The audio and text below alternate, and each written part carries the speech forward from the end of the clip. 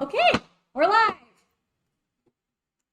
How's it going, everybody? Welcome to the tour excited celebration live stream. Hello, hello. I'm just looking at my chat right now to see how you're all doing. We got wow, British Benji gifting one sub. Thank you so much. Already it's going. So today I'm really excited. Normally my Twitch only earns money for my charity, which goes right back to my fans, helping people in medical crisis. But today, and today only, I'm going to be reinvesting all the donations, all the biddies, all the subs, like anything that happens today, I'm reinvesting into my tour fund for costumes. So that's why you see myself surrounded by all these beautiful pieces right here, is because I wanted to make this really fun. I didn't want it to just be like, give me money. So what I thought we could do is I'm going to be auctioning off these beautiful costumes. This one, let me just introduce you to each one because they're all fantastic. This one, I'm curious, does anybody actually, I'm gonna let you guys guess in the chat, like tell me what costumes you see because these are all from music videos. So yeah, oh, let's see, I love the Elements one, okay. So yes, this one's from Elements, and who called that out? Zane got the Elements one. Masquerade costumes. I want to make costumes for Masquerade. Yes. Shatter Me, Roundtable Rival from the Brave Enough Tour, says Melina K161. Yes, we've got the Shatter Me, and actually this is also from Lost Girls. As you can see, it's very dirty. Like literally there's still leaves in it. Like I don't know if you can see that, but there's actual like brush and leaves that are stuck in the netting that we couldn't get out. Like they're like trapped in there. But then we're like, actually that's kind of cool. It makes it authentic because I literally ran through the forest. They poured water on me. I was tripping and falling. I was getting caught in trees. So this dress is very torn up. I'm not trying to pretend like it's in perfect working condition. I mean, of course, it's still wearable. I put it on to take some photos. So also, this is the corset I wore in the saloon scene of Roundtable Rival. And this was from my Brave Enough tour. This is how I opened the show with this beautiful thing. Also, a separate item is the ballerina shoes from Shatter Me and Lost Girls. Oh, how sick is this? This is a fun little fact. You know that these were used in Shatter Me because there's a hole drilled in the toe of one of the ballet slippers. And that's because when we filmed that music video, you know I'm like spinning slowly on that in the music box. We had a little turntable and we drilled this shoe into it so that when it would spin, I'd flex my leg and I was like held up on wires. And so then I would spin. So anyways, it's really cool. There's a little hole drilled in these. Anyways, you guys can type in, let's see, what is it? Exclamation auction. Yeah, so type in exclamation mark auction into the chat and it will take you to eBay where all these items are listed. And oh, I forgot the little foxy guy. That's from my most recent music video. Lose You Now. Gosh, my mind. It's from Lose You Now music video. And so all of these things, all the music video stuff, you can go to eBay, exclamation auction, and yeah, you can go bid on them. So bid away. And like I said, all the money that's coming from the auction and from this stream, normally I give all that stuff to charity, but this year touring is different. It's going to be, because of COVID, budgets are different. Everything's different. I wanted to just give these or give some stuff away, but also auction stuff off so I could reinvest it to get new costumes because me and my dancers, our costumes got kind of destroyed in the European tour. Okay, so also, how about your hat? No, my hat is not for sale. I love this hat. I did get it from Doll's Kill though. So, oh my gosh, Melina K gifted 10 subs and more. I think like 15 subs. Thank you. Wow, that's amazing. Or maybe even more than that. And then Intimate subscribed. Thank you so much. Also, if you guys want to use Amazon Prime, you can subscribe for free to one channel. So make it mine if you feel like it. But you can type in exclamation mark Prime into the chat, and then that will allow you to use Amazon Prime to subscribe for free. Okay, Now comes the really fun part. If you're like, Lindsey, I don't have any extra money to give you for costumes, like, and buying your costumes, that's fine. I want you to be here. I want you to have fun. We're going to make this a fun day. And for anybody, regardless of if you donate a penny or if you just come and hang out, I have fun things to give away. So, okay, get ready for this.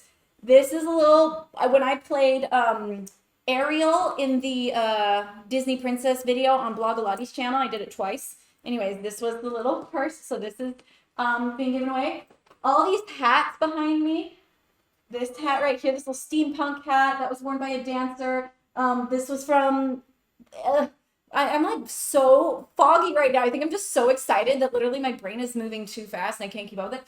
This is from Home for the Holidays. This was from the Christmas tour, a crown. Also, we've got these really cool skirts that the dancers wore on the Brave Enough tour. They won in Hold My Heart, Roundtable Rattle, so they're super cute. And I've got 2 of them.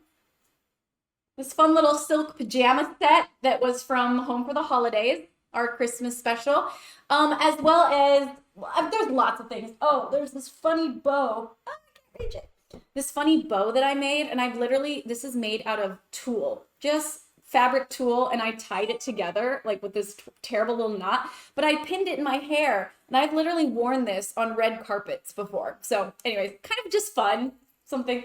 Oh, this cool Brave Enough jacket, Brave Enough tour. That's right. This one's gonna be kind of sad for me to part with, I'm not gonna lie, but it's cool, super cool. And then last but not least, of course, if you're like, Lindsey, I don't want your old things, which someone might be like, why the heck would I want your old stuff? Well, then I've got albums. Going through this made me realize I have a lot of things. I was like, wow, I've got a lot of stuff. So I've got one book, The Only Pirate of the Party. And if you don't know, this is my memoir. Wrote it several years ago with my sister. Only Pirate of the Party, fun book. Giving away that. I have one of each of my albums. Wait, I'm missing one. Well, I don't have my first album, but I have almost all my albums. We've got Christmas, Artemis, Brave Enough, and Shatter Me. Sorry, we don't have my first album. Which, by the way, my first album, you guys, just Lindsey Stirling, self-titled, made it when I had no idea what I was doing. That is almost a platinum album in the States. That's unreal. That is unreal. It makes me so excited. Okay. Anyways, then I've got the comic books. I don't have the latest comic book, but here's some of our comic book. So, also, the most recent comic book just went on sale. Issue 4 is out. So that's pretty cool. Okay. So, just for anyone who just joined, hi. My name is Lindsey Stirling. I am so excited because I'm going on tour. You can also type in ! tour into the chat and you can see if I'm coming to a city near you. Oh my gosh, I didn't even tell you. Okay, so I've been talking about all this stuff that I will be giving away. And if you want it, here is how you get it. You type in ! giveaway into the chat. A link will pop up. Go to that link and you can enter to be a part of the auction. Also, I'm so sorry. I'm so sorry. You guys are going to be really upset when I say this.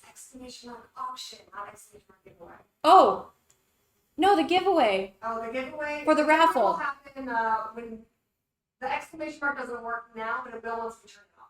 Oh. So everybody has a fair chance. Oh, so when are we going to turn that on? When you're ready. Okay. A couple minutes for people to enter, and then we'll pick a winner. Or it'll pick a winner for us. Okay. We're going to hold off on the giveaway for a second, so hang on. I'll be doing probably 1 or 2 giveaways every hour. Oh, everybody's typing it. I'm so sorry. I was wrong. Everybody's like, give me some stuff. Okay. Do we want to do one now to just kick it off? Okay, they're all typing in giveaway. So all right, wait. You're going to have to do it again in a second. You're gonna have to do it again when Lindsey says go. Okay, when I say go. Okay, type in ! giveaway into the chat. And now, okay, oh my gosh, there's so many people typing in. I'm so excited. And the fun thing is, I'm going to let you choose what you want. So you can be like, you can talk to the mods, I believe, and you can tell them, do you want the Brave Enough jacket? What? Oh, that's what I was just about to say. Okay, you guys are going to hate me. This is for US only. I'm really sorry. The reason is because legally we found out that every country has different rules in terms of giveaways because some consider it gambling. And so legally, I could get sued for sending you something that was a giveaway. I know, I don't understand it, but literally that is the fact. And so can they like be entered into the giveaway and then have it sent to someone in the States who then sends it to them? We'll just, if they win but they're not in the States, we'll just go to the next person. Okay. I'm so sorry. I bet most of these people are from, but a lot of them are from Europe. They get a beautiful concert today. If you have a friend in the States, literally, yeah, if you have a friend in the United States that you can give me their address, I will send it to them and then they can get it to you. How about that? So if you're from Europe and you win, or from South America or anywhere, all you have to do is have someone in the States that you can have us send it to, because legally I cannot send it to you. Again, I'm so sorry. I just found this out this morning because I was planning on making it worldwide and it made me so sad. I was like, you realize people are going to be really sad at me, not mad at me. That's something, do you ever say that? Because, like, you know, there's not a word for like, I'm sad at you. Like, you've made me sad. Because sometimes someone doesn't even make you mad. It's not like they did anything intentional to make you like mad, but you've made, I'm sad at you. That's something I say in a lot of like my relationships, be it friends, family, you know, boyfriends when I have them. All right, I'm sad at you. So you can take that. Okay, so are we ready to pick a winner? 5 more seconds. Oh, okay. This is exciting. I've never done this before. Again, I'm just gonna review with you. So if you win, be thinking of what you want. Again, I have comic books. I have my albums. I have my books or book. I only have one book. I have this Brave Enough Tour jacket. Cute bomber jacket. It's that material. I have this fun Lindsey made bow. Literally, don't be disappointed when you get it if you want this, because it's literally just tight. It is cute though, and it's fun because I made it and wore it at red carpets. This little pajama dress from the Warmer in the Winter, or from the Home for the Holiday special. These two that come as a package deal. 2 little dancer skirts from Brave Enough Tour. And we're done. Lots of hats, a crown. This little crown, King's crown from We Three Kings in the Christmas tour. Hats from the Christmas tour. Okay, I think that's it. Also, the bus we used in the video, the first time in forever video, that little bus I was running around in, that too. Okay, did we pick a winner? Let's pick the winner right now. Okay. I'm just as excited as you guys. Did it crash? No, it's thinking. The bot is taking its time. Guys, we're dealing with a bot here. We gotta be patient. Okay, love you. Thank you so much. I love you guys too. Lindsay, hello, I found you. Wee, wow, nice to meet you, real DJ Rex.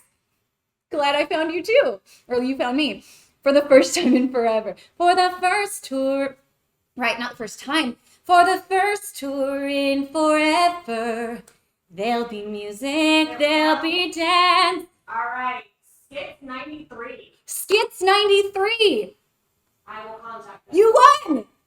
Skits 93. Okay, awesome. First of all, like, please, Lindsay's gonna contact you. Skits 93 is our first winner. Don't worry if you didn't win. Obviously, I have so much stuff. We're gonna do 2 giveaways an hour. So keep hanging out with us, all right? This is so fun. Why have I never done this before? I'm loving this. So yeah, congrats, Skits. I love all the, oh, that's so nice in the chat. Everybody's like, congrats. That's really nice. Instead of being like, dang it. I mean, you can be disappointed too. But yes, you please tell Lindsay where you're from. Please tell her what items you want. Again, we have everything from costumes to merch. Also, I'll sign all the merch. So it will be a signed CD or a signed comic book or a signed book. Yeah, and we're gonna be right back. So we're gonna switch up the setup a little bit, and then I'm gonna play you some songs. So have your requests ready.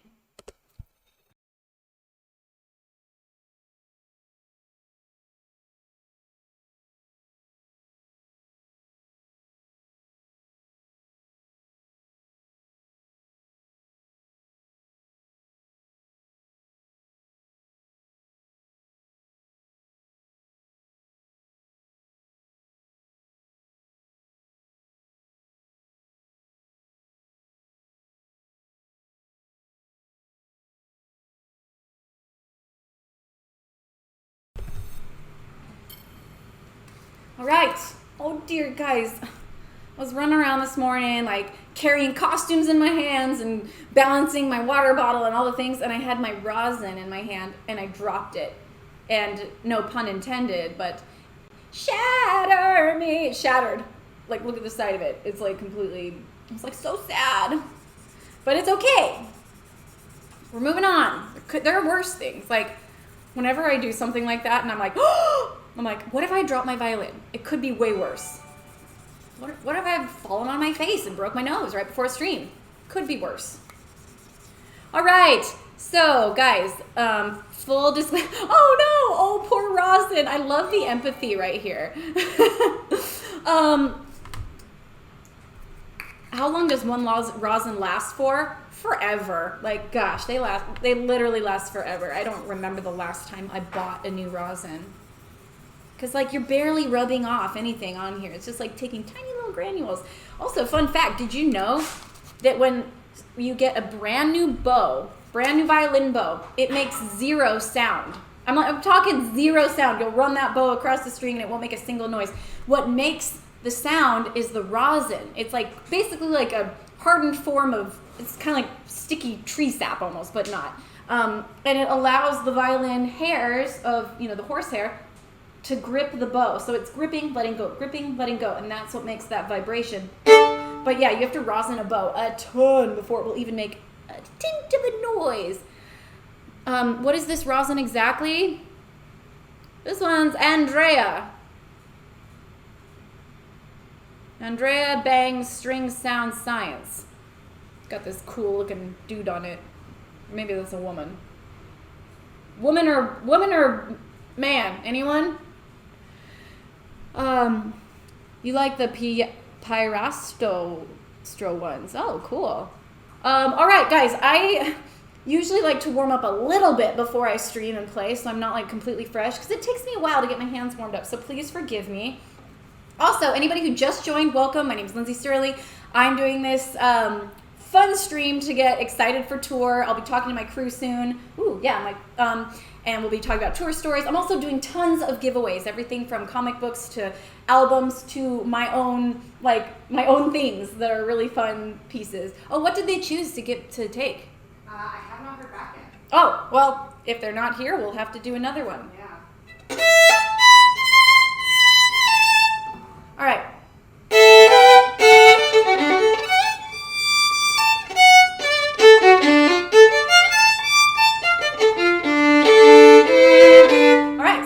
Up a little bit.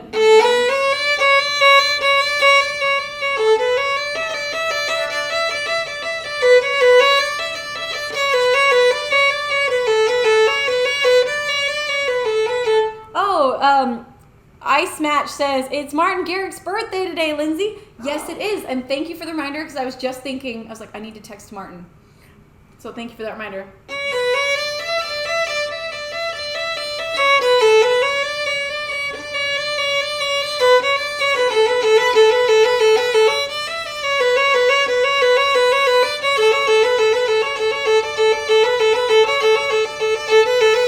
Carly Ammon says, my birthday was on Monday, so happy birthday, Carly. How old are you? If you don't mind me asking. Sorry, that could be rude.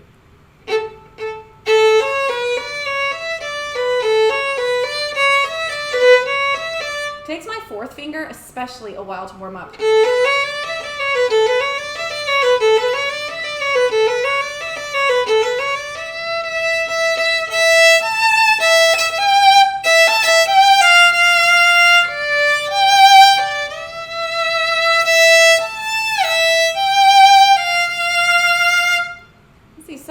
Asking for, oh, I saw a request of one I can use partially as a warm-up.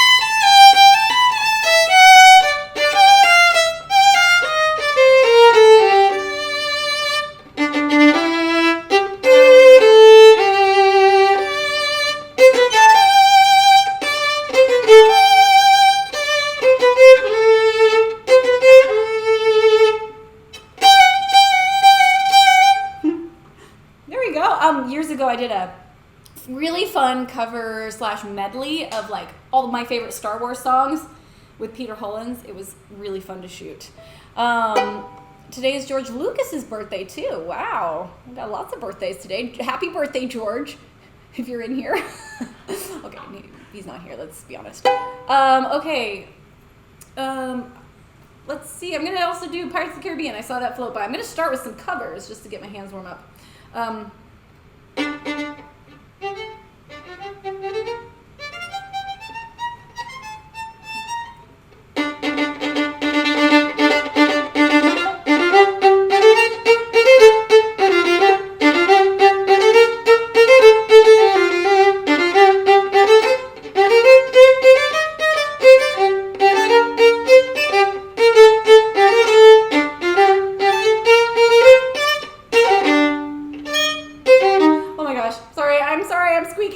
Self-conscious when I do that. I apologize.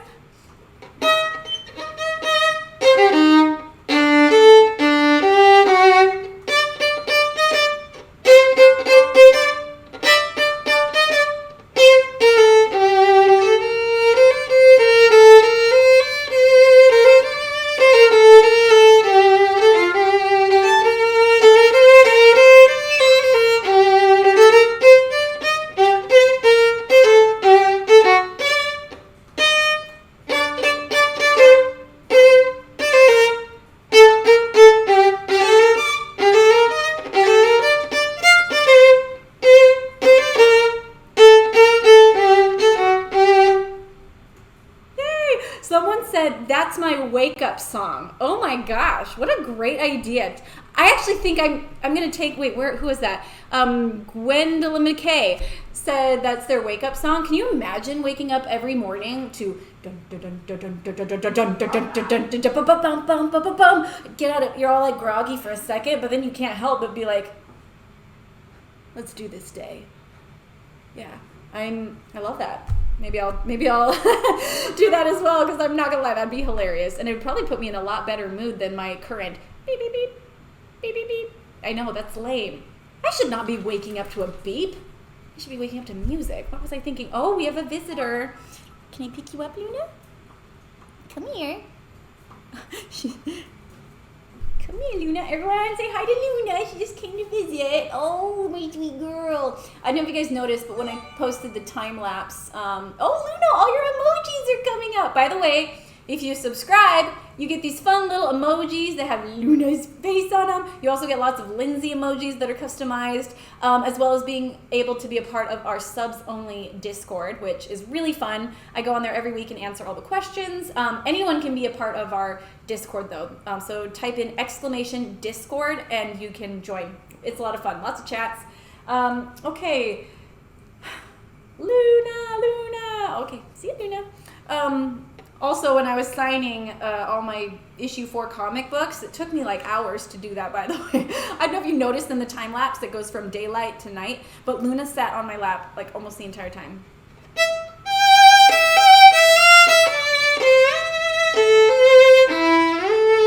Also, if you just joined, hello, I'm going to be playing lots of violin. This is a stream that's all about getting excited for tour. These beautiful costumes are being auctioned off on eBay. They're from my different music videos from the past. You can type in !auction to go to eBay and auction on these. Also, I'm doing tons of giveaways of like merch items, some fun things of my own. Oh, did they ever respond? Signed comic book. Oh, they want a signed comic book. Okay, ask them what issue they want. I have two. I have 1 and 3, I believe. So cool. Yay, and you get to pick when you get chosen. You get to pick what item you want, which I think is really fun. So anyways, all right, now I'm gonna, so yeah, stay tuned. I'll be giving 2 things away every hour. Also, all the money from this one stream, one time only, just this time, is going into reinvesting into my own tour, because we want to make it a great show, and it's going to be helping us get special new costumes. All right. I see Forever Glow. Someone keeps LS fan forever. I know you. I owe you one.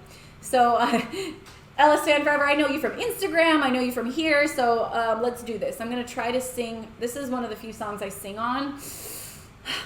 Let me figure out the key.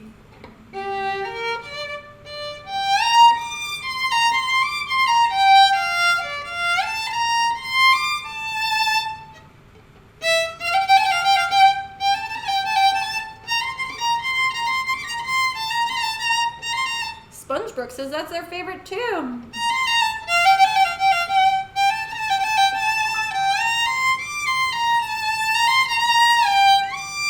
Okay, I think I got it. Star. Oh my gosh, it's really high.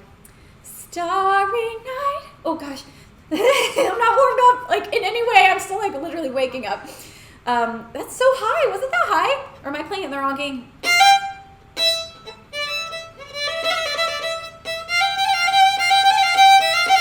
I think I was playing it way too high.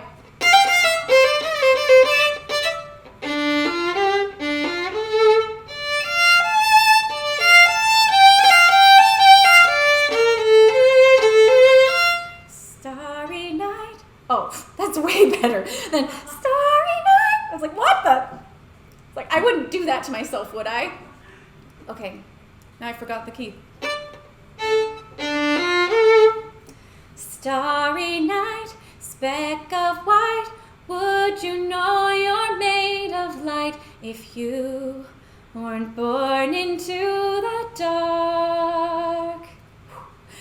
Did you know down below, worlds beyond would see you glow long, long after you're gone, long after you're gone. Ooh. Long after you're gone.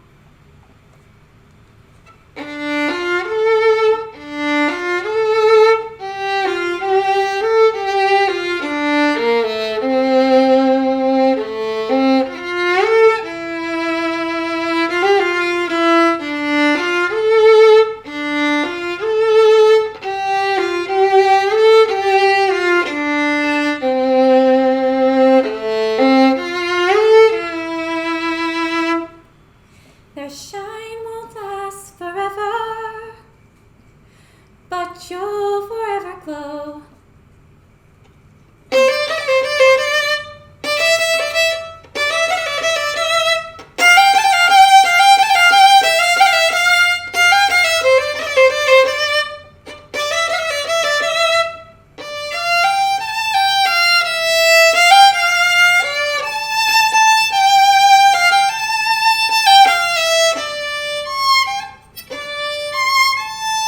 Sorry, I haven't played this in forever glow.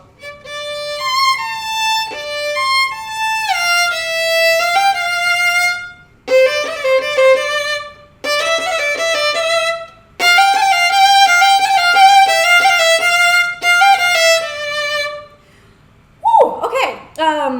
Yeah, there's a reason I don't do that song live. It's like literally right in my breaking point.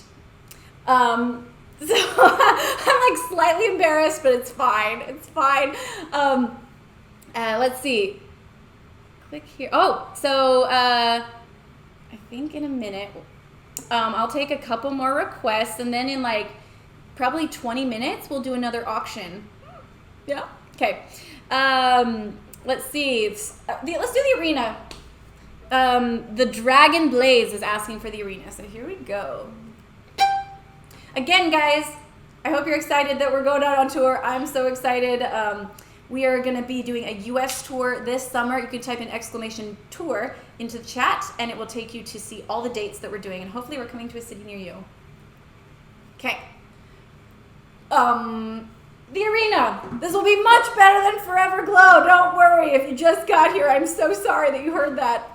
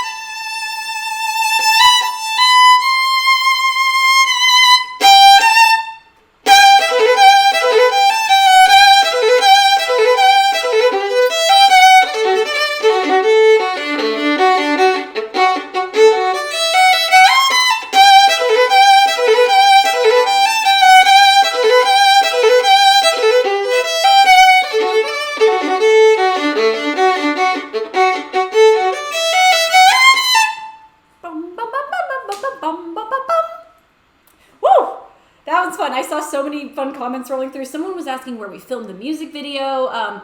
That one was filmed, I think it was on the way to like kind of the space in between LA and Joshua Tree. And we drove out there into the desert and just set up like this little kind of our tiny little stadium with our own basically like bleachers. We rented some bleachers and put them up and then just got everybody in these crazy cool costumes. We actually contacted a lady who makes a ton of stuff for Coachella, and so she helped dress all the people so amazingly. And then, yes, I saw several people say, Derek Hoff! Yes, I danced with Derek in this music video. It was the first time Derek and I collabed together, and it started the beginning of a really wonderful, creative relationship. I've gotten to work with Derek so many times since in various capacities. Most recently was the Between Twilight video, where we waltzed in the forest to, to the surroundings of fairies. It was lovely. Will you do another album from Greek mythology? I loved the Artemis one, asked Mary P92. I don't know. I one thing, and actually I think Zane commented on my Instagram saying, I love the Artemis era because I'm loving all the artwork, all the artwork that I've done, and also I think most specifically the fan artwork, like the artwork that you guys have made has been so cool, and I always love it, and I always, if I see them, I repost them on my Instagram story because it makes me so excited to see you guys putting yourself into the Artemis world. So I don't know, maybe it's been one of my favorite like whole albums, not just in terms of music, but in terms of like the vision, the creativity. It's been really fun to work on this one. You should do an album about Apollo. That is Artemis's twin brother, and he is the god of the sun. So it's maybe. Let's see. I'm looking for some different suggestions. By the way, I saw that Zane gifted a ton of subs. So thank you so much for that. Thank you for everyone I saw a couple people gifting subs and I was playing. So that's also sometimes why I mess up a little bit is because I'm literally reading your comments as I'm playing. So please excuse the mess ups. Also, I'm still warming up. And as you can tell, I'm obviously self-conscious because I keep giving disclaimers about my playing. Okay, I feel bad to be, but crystallize. Muggle 3Z, you got it. I'm going to do crystallize. And then in 10 minutes, we're going to do another giveaway. So stay tuned for that. Again, guys, this is really fun. I'm doing a 6-hour stream. So if you just arrived, welcome. I've only been going for about 30 minutes, so long way to go.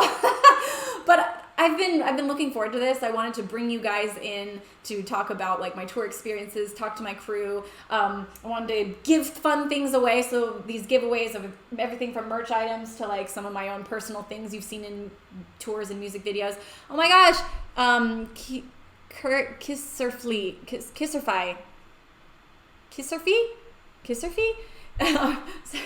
Gifted so many subs. Thank you so much for gifting all these, or I think it's 10 subs. You're the best. Thank you. All the money that is made today, well, first of all the money that I make on my Twitch always goes to my charity, the Upside Fund.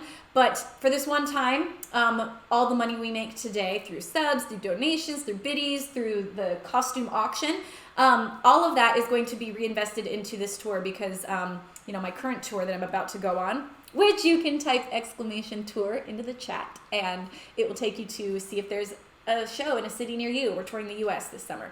Where's it going with that? Oh yeah, touring is just really different. It's especially being an independent artist like myself, I pay for every light. Every single person on tour has a salary and I have to pay for their hotels. I have to pay for their food. I have to pay for, the buses, the trucks that load all that stuff around, the big screens. It gets very expensive. And so anyways, and then of course the costumes. So this year, because of COVID, it's just a little different the way it's all set up. And so, I'm reinvesting into the tour with this stream. I usually don't like to do like things like this for myself. But I just want the show to be amazing and I don't want to sacrifice on the costumes. So anyways, we thought it'd be fun to reinvest old costumes into new costumes. You can type in !auction and it will take you to eBay where you can get these fun, beautiful costumes from previous videos. We got Shatter Me, we got Roundtable Rival, again, Shatter Me, oh, and Lost Girls. We've got the Brave Enough from tour and Elements. Okay, now I'm gonna play. Sorry, I'm gonna talk. I'm gonna try to talk less because I'm. Am I talking way too much? Don't ask me that. Uh-oh. Tell me in the chat. Am I talking way too much? Everyone's like, yes, stop repeating yourself. The thing is, I don't know if people just came on and they're confused. I never know. So sorry if I'm repeating myself. Hope you have a wonderful tour. Thank you so much, Maya. I like talking. Love your chatting. No, never. I didn't know you were on Twitch. Hi, Spike Johnson. Thanks for joining. I am on Twitch. I come here quite often, actually. 2 times a week, so please subscribe. You can use Prime to subscribe as well by typing the ! Prime into the chat. Oh, we love your talking. We miss you. I miss you guys too. That's one of the reasons I'm so excited to go on tour is like, I can't describe to you the feeling I get when I'm looking into your eyes and I get to play for you and I can see your faces. Like there's something that's so magical about that connecting moment when you see someone looking at you and it's like a moment that you share this like, we are one. We are, like, I don't know. It's the time when I see people the most as beautiful people ever in my life. Like when I'm on stage, every eye looking back at me, it's like I see people so purely. The way we forget to see people, like when we're at the grocery store and stuff, people are just like people. They're getting in our way in line or they're blocking us in traffic or whatever. They become unhuman to us. And it's amazing when you remember and you remind yourself that every person has a soul. Every person has desires and dreams and hardships. Everybody's going through hard things. And when you remember that there's so much emotion and life in every person, it makes you see them as amazing people. And you can't help but like love them when you see people like that. And that's honestly the strongest I ever feel that is when I'm on stage. So I miss being able to see that in each one of you. Try to subscribe with Prime, but it's not showing up as an option. I don't know. Sorry, I wish I understood more about it, but maybe you could talk to one of our mods and they can help you. I don't know. I would like, talk to Benji. I would like to thank Benji actually because he has just been such a star and he's been helping us out so much. So thank you, Benji. British Benji, there you are. Feel free to ping me a message if you're stuck. Yes, thank you, Benji. Okay, so let's see, what should I play next? I feel like...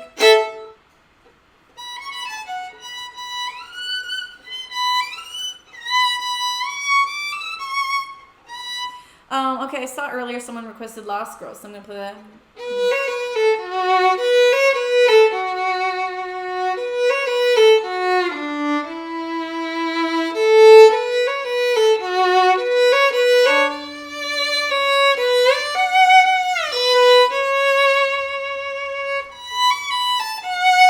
Oh, someone says, oh, LOL, what happened to Crystallize? That's right, I'll play that next. I'm so sorry.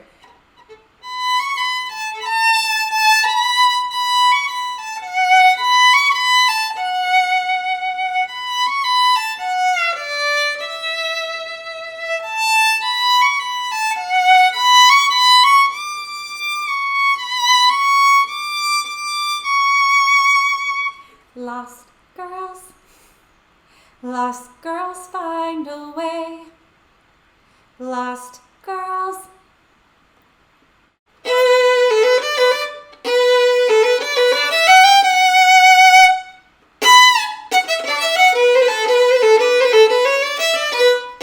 Oh gosh, sorry. Some of these I haven't played like in several tours.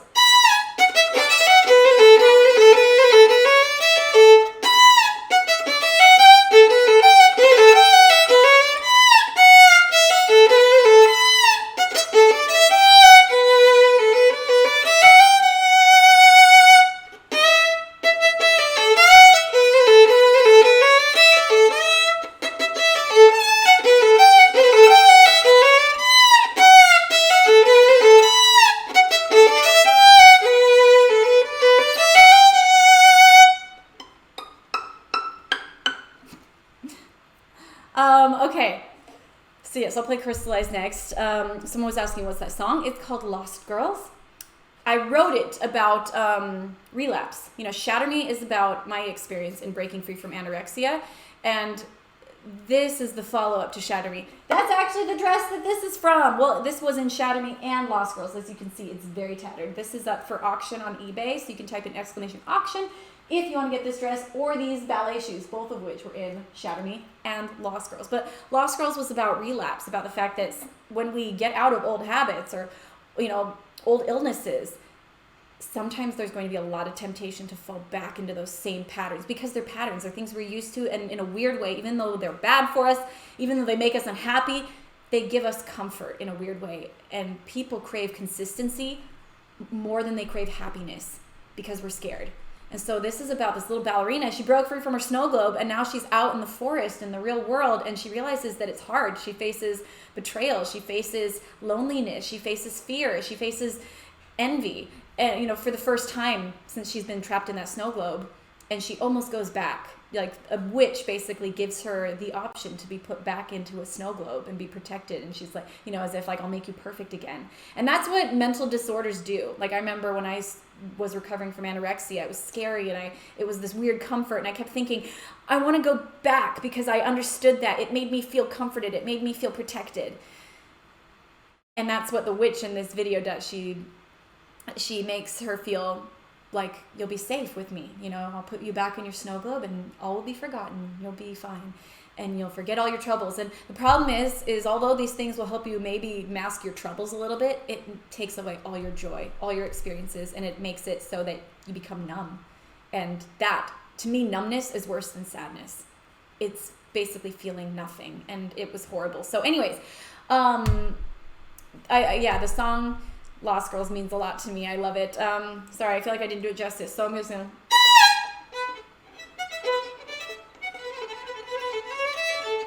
Okay.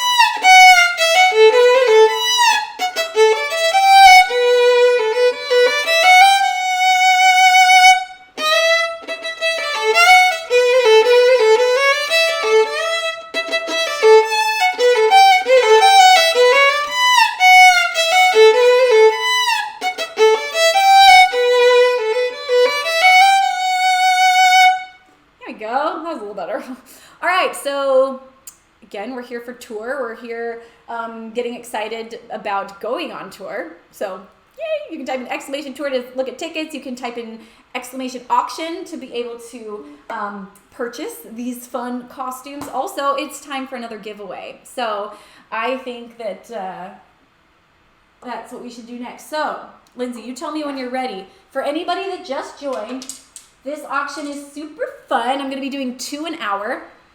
And what it is I'm giving away all kinds of different things. So I've got these two tutus that the dancers wore on the Brave Enough tour.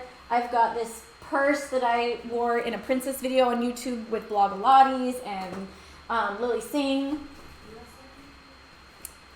It's US only. I am so sorry for anyone who's in other countries. I'm going to go ahead and hit start though when you're ready. Okay, hold on one sec. For anyone that is in other countries, if you have a friend in the US that you can have it shipped to, I'm just like, I'm so sorry. I'm technically not allowed legally to send stuff to other countries. And I know that's hard to explain. I just found out this morning and I was very sad. So if you have a friend in the US that we can send it to, and then they can send it to you. Anyway, so type in exclamation giveaway into the chat. In 3, 2, 1, go for it. Okay, now type in exclamation giveaway. I think you had to wait till the bot was ready. So now type in exclamation giveaway. I'm so sorry. But yeah, I've also got, this was in Home for the Holidays, my Christmas special. It's a cute little pajama outfit. We've got this fun bow that it's homemade. But the funny thing about this is so Lindsey Stirling. Because like, I remember I was wearing a pink dress to a red carpet event and I just felt like my hair needed something. So I quickly made this out of mesh tulle and put it in my hair, and I've worn it to multiple red carpets. How funny is that? This crummy, like there's even like a raw edge on it. Like what? Anyway, so that's just a funny story, but that's that one thing. This Brave Enough tour jacket, it's a bomber jacket. It's that cool material. Also, I've got, I forgot. Drew's drumsticks.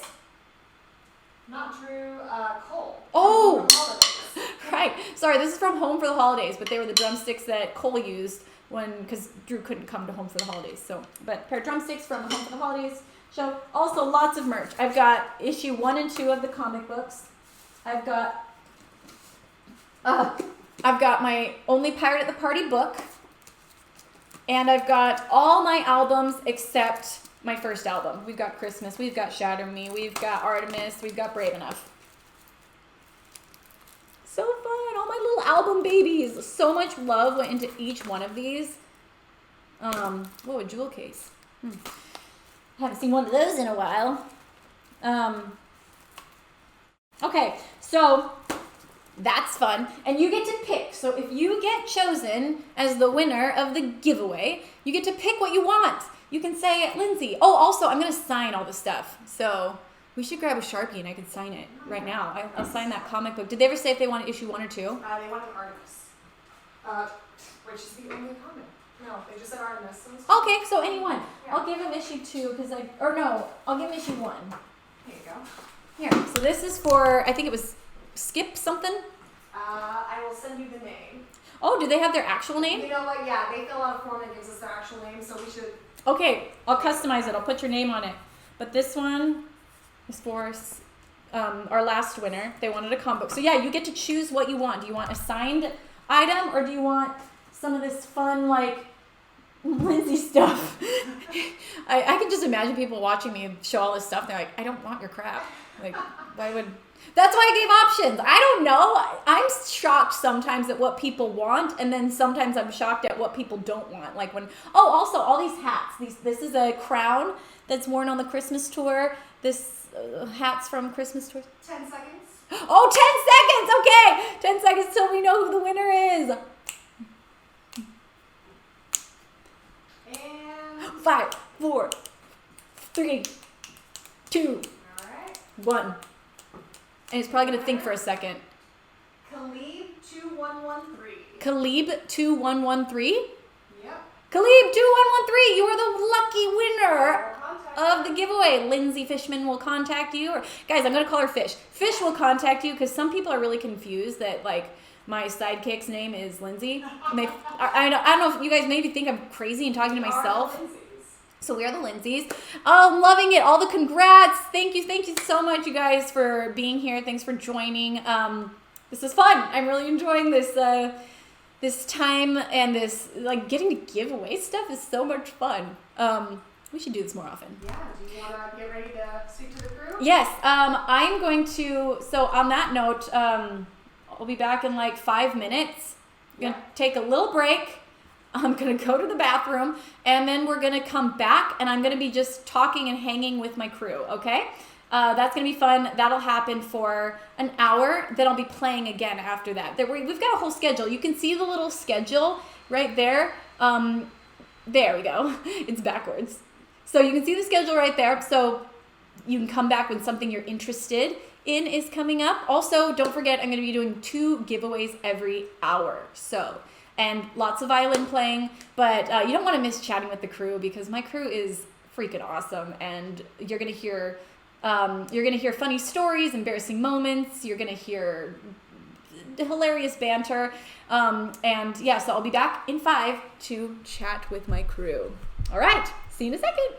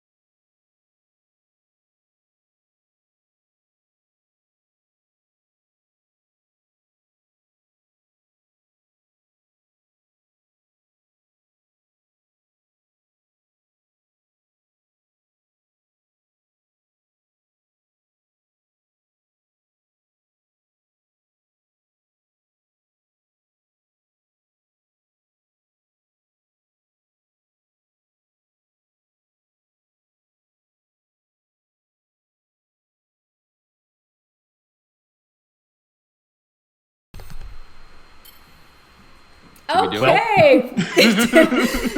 Are we live? We are live. Welcome everybody. How you doing today? Just great. Just great. Let's see. Everybody tell where you're calling in from. I'm calling in from Utah. Wes is calling in from right here. Yeah. Wait, stop. Oh my gosh, Wes is in the background. Yeah, Wes in the back of my frame over here. We are together. Why does that not surprise me? I love that. And I love that you guys were like, well, I want my own moment. I'm going to get my own screen though. Like, I'm not going to share with Alec. Well, yeah. No, we don't want to be in the same Well, we're still frame. 6 feet apart for COVID, so. Yeah. And then we've got Andy and Lacey over there. What's up, guys? We're also together, in case you didn't. No. Yeah. Yes. So Andy and Lacey are like together. They're married. I mean, we're together. Wow. Too. Well, actually, we're all together. We're together.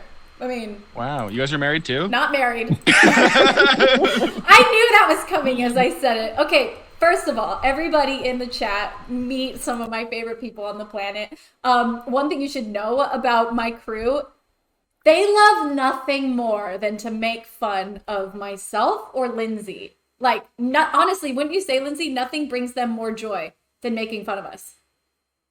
It's definitely up there. I mean, Christmas brings me more joy overall, but.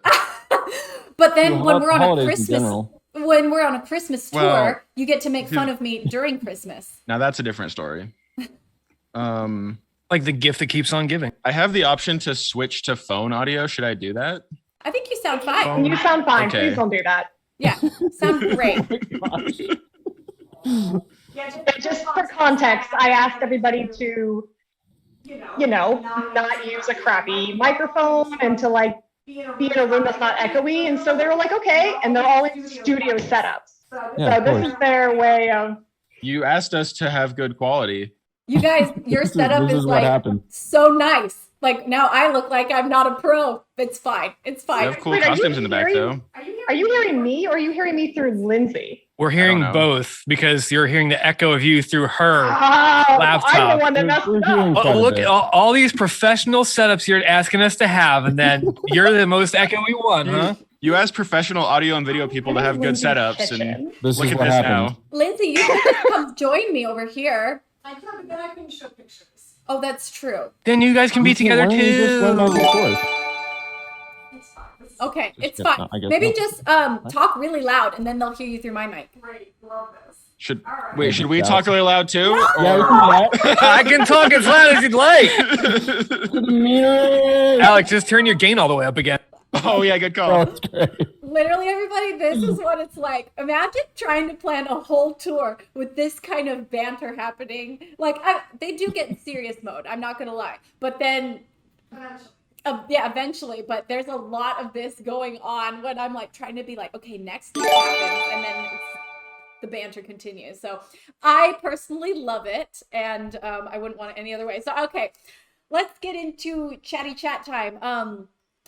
I don't know. What should we start with? First of all, I want to just ask everybody to introduce yourself. Yeah. And say what you do on our tour. Okay, but like we had the idea that maybe you should tell everyone what we do because the other day you called Fishman your production manager, and we just thought it'd be fun if you kind of gave your opinion on what we do instead. I said she's the production manager of this setup, not my tour. She's the Okay, but- Semantics. Oh, Yeah. yeah. Still calling you out though. context, okay? In the See, look, this is what I mean. Like, I can't get away with anything. Yeah, never slip one by these guys. Yeah, she's my production manager of the live stream. Based on her reaction, I don't think she is. You production managers. Okay, moving on.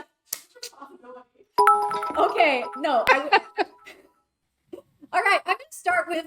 Fine, I'll start to introduce you, and you guys fill in the gaps where I get it wrong. Okay, so first I'm gonna start with Andy because Andy is the one I've known the longest. Is that right? Yes. Okay, Andy is the one leaning into the 2014. screen. 2014 is when Andy and I met, and we said this once before on another stream, but that was a while ago. So I want you to tell the story of maybe when I called you to to be on tour. Oh yeah, it was I mean, I haven't worked for that many people over time, but I mean, the room that we're in now, my little studio, is like half built. And then I think I talked to Eric on the phone for like 10 minutes. And then you just called me, which is the first time I've ever had an artist call me about a job. That doesn't generally happen ever. It's usually like management chain down to like 5 people.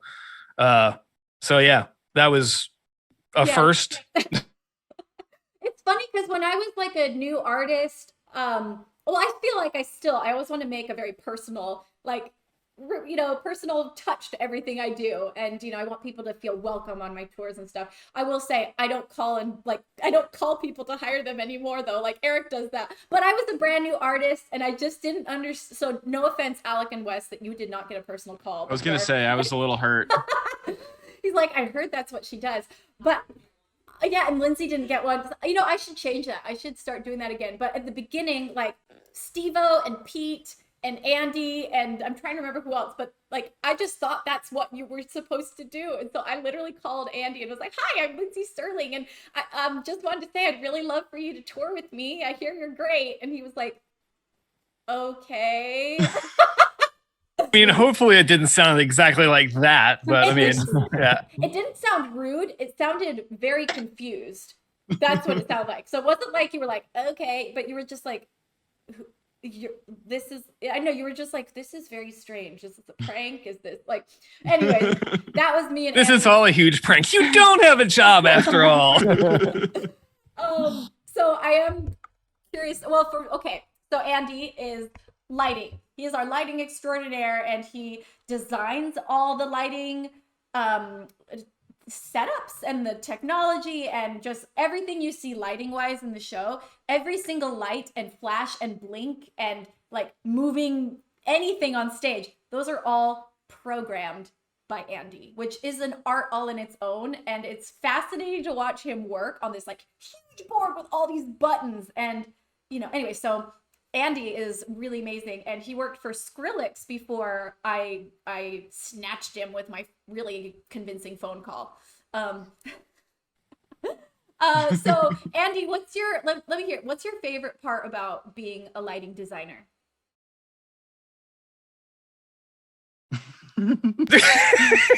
Sorry, you didn't know this was going to be a quiz.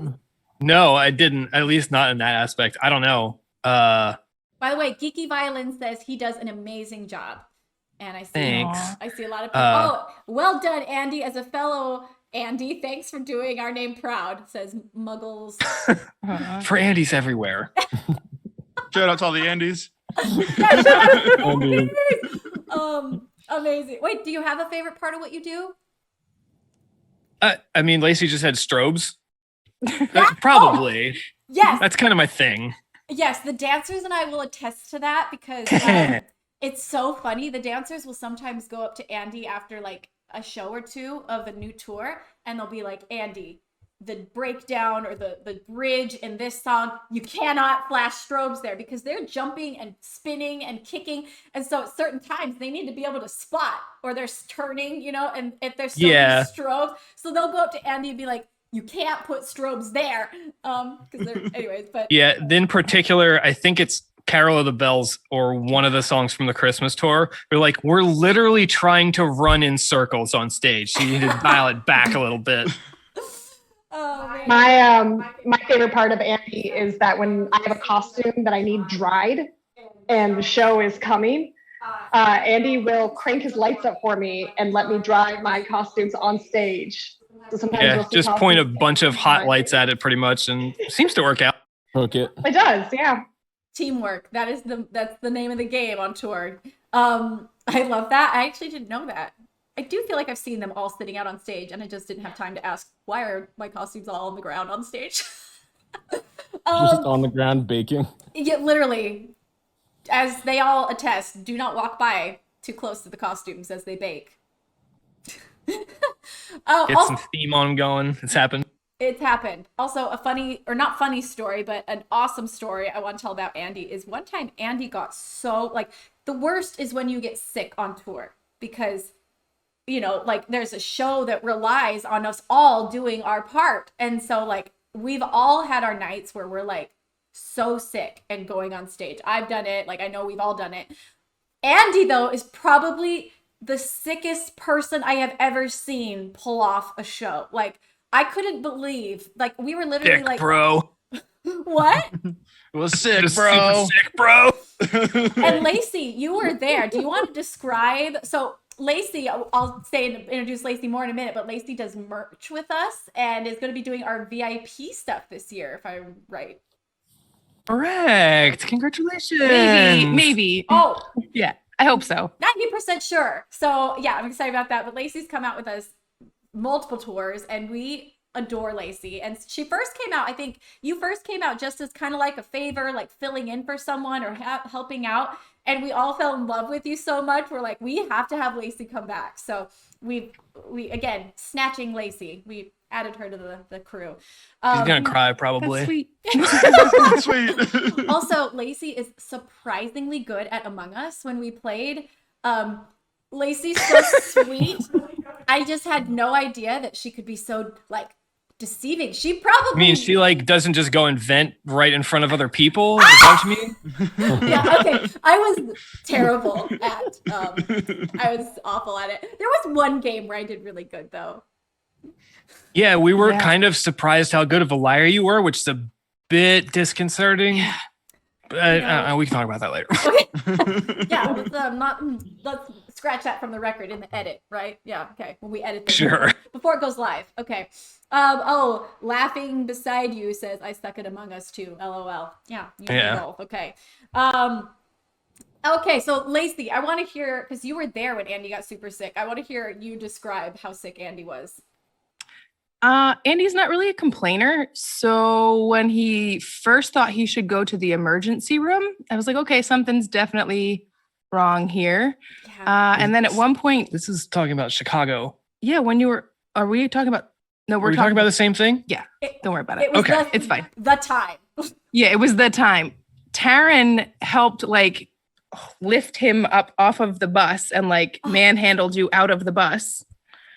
And then we found the one lonely wheelchair that the venue had and drug him into the venue. And he proceeded to, I tried to walk it first. yeah. Didn't work out. I spent most of the day randomly. This came from me thinking I was still like 17 years old and I was more late 30s and probably shouldn't have tried to been jumping up on stages, which I tried to do on a chair that wasn't bolted to the floor. I do remember that. And kind of just like landed really hard. And I don't think I broke my tailbone, but it was bad. Did you bruise your tailbone? That is so Yeah, and painful. I think I probably had a concussion and didn't know it, which then we got to Chicago. I was just picking up a cable and plugging something in, and then I couldn't stand up anymore. I was just completely dizzy. Yeah. Spent the rest of the day on a couch in a dressing room and then tried to walk to stage because we had put I usually have two boards, like a backup one. We put the backup one side stage and I was like, I'll just do it over there sitting in a chair. I tried to walk out of the dressing room. I made it about 10 feet and then was like, okay, I still can't walk.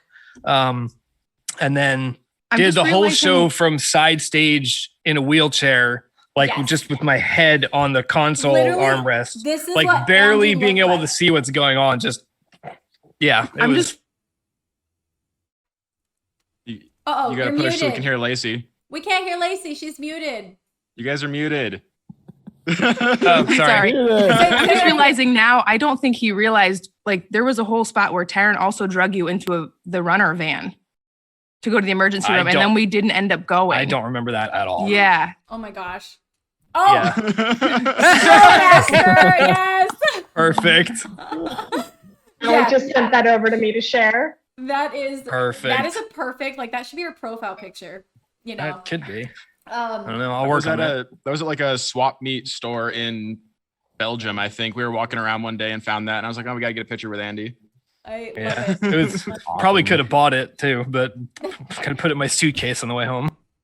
Just lives. But yeah, that was in easily Winkler. my roughest show ever. I mean, I would hope Like- that was your roughest show ever, because I remember, so usually Andy's way out in front. Like, honestly, if you come to a show, you should look for Andy. He's in the center of the building, usually, center of the audience, and him and Rob are mixing the show, basically, and doing the lights. And Andy rocks out. Like, Andy is the most active person in the room, including me and the dancers. He's more probably energetic than us. Like, he puts on a show back there. So look for Andy.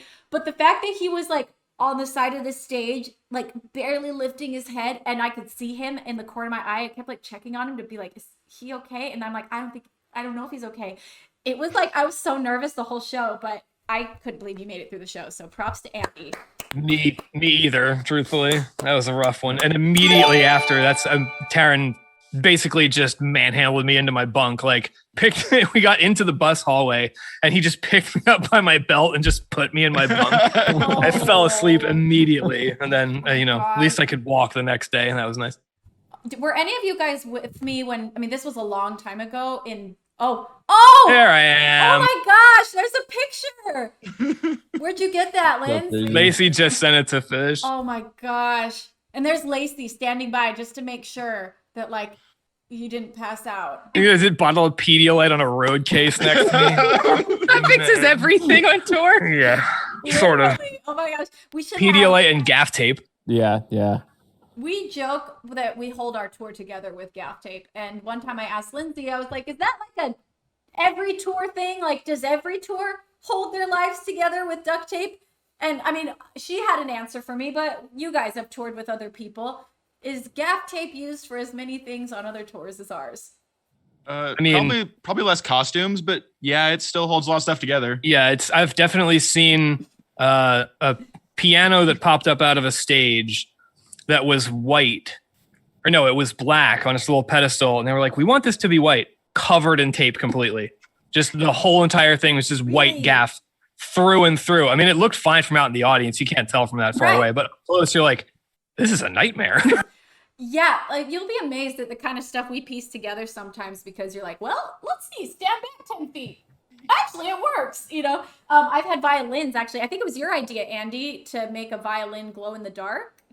That was when we were doing, I think I sent Fish a picture of that, actually. We were playing Night Vision on the first tour, and it was a bunch of UV light, and we wrapped it in fluorescent orange gaff to make it glow. But it just It looked like a bright orange glowing violin, but it was really just tape. That was Andy's idea. Just gaff. But I was gonna say, were any of you guys with us when I was in Belgium years ago and I got so sick? Was anyone there at that point? I don't think so. Remember that? Well, one year, I think that's the sickest I've ever been for a show, and it was like probably not as sick as you, Andy, but like I remember I could barely stand all day, and then went out, performed, and then just like slept till basically the next show. Like it's awful being sick on tour. What would happen if you wound up in a situation like mine where you were so dizzy that you couldn't walk, but you could still just sit on a stool center stage, just chair, get you a wheelchair and just roll you around with the dancers? Yeah. I don't know. Going out there rolling you around. We could bring out Cherik, put her in Cherik. Yeah. Perfect. Yeah, Eric. So you guys know Eric Jackson.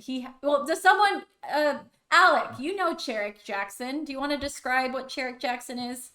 Oh, it's Eric's office chair that he uses in the production office every day. That I think it was the first Christmas tour we did, where we took pictures of it and made it an Instagram account. Yeah, it has an Instagram account, so feel free to Cherik_Jackson. I think. Do you have the password still, Andy, or did you forget it? I can probably recover it, but I mean, I don't have anything to post on it presently. But we would just take pictures in all the venues.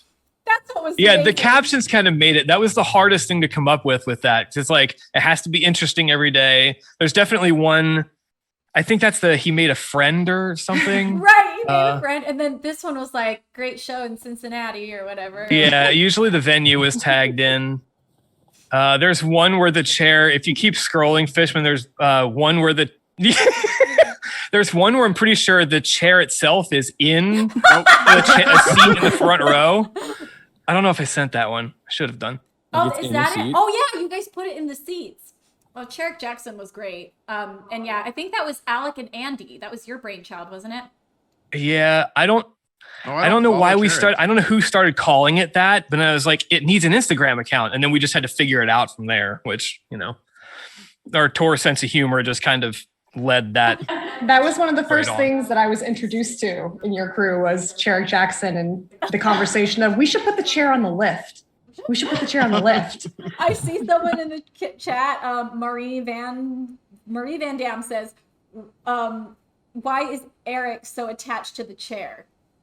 Eric, I mean, he's a creature of comfort. He wants the same chair every day. He doesn't want to sit on some nonsense from 1974, which some venues have. Yes. So, yeah. Oh, there he is. Oh, yes. I find this so funny. And the fact that that's the first thing you were introduced to about our crew just says so much. You must have been like, I was like, oh, okay. These people are weird.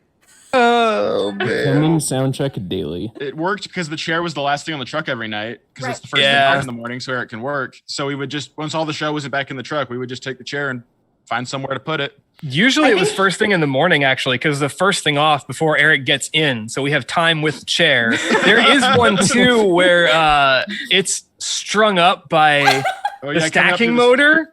But I didn't throw that one in. I don't know. The caption for that one was kind of morbid, so I left it. A little morbid. He bought like really nice wheels for it last Christmas tour. He has like skateboard wheels on. He spent like the whole day putting like nice skateboard wheels on it and just zooming around the office. And I'm like, we have work to do. Eric, Try it out. So did he, to be fair. Eric loves his chair.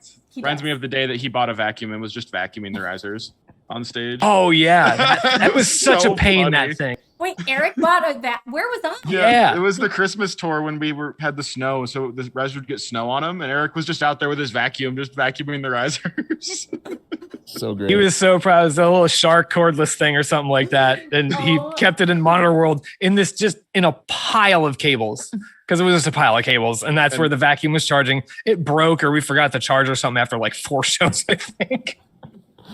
We should also know this is like the third chair. The iteration we have now is like Chair Jackson 3 because they don't survive tours every year, likely. It's been at least 2 since I've been on tour. I tried to get a chair once, and he told me that you have to earn that. Like I haven't been in the game long enough. Chairs are for like veterans, you know. You got to be touring for 10 years plus if you're gonna get a chair. Oh, he told me I could get a chair, and I was Wow. it's like that's a waste of just all have time and offices. Maybe that's the requirement. Yeah, you gotta have. Rob has a chair. He doesn't have an office. I'll work His on that, office is Wes. front of house. I want a chair. This was probably like my first tour. Like he just met me. I was Why like, do you gotta you buy need me a chair. Yeah, something's wrong with me. So Lacey, let's move on to Lacey. Oh yeah, we're still introducing people. Yes, so Lacey is probably the newest member of the official crew in this chat. And let's see, Lacey has, I'm trying to think, what's one of the first impressions you had of our group?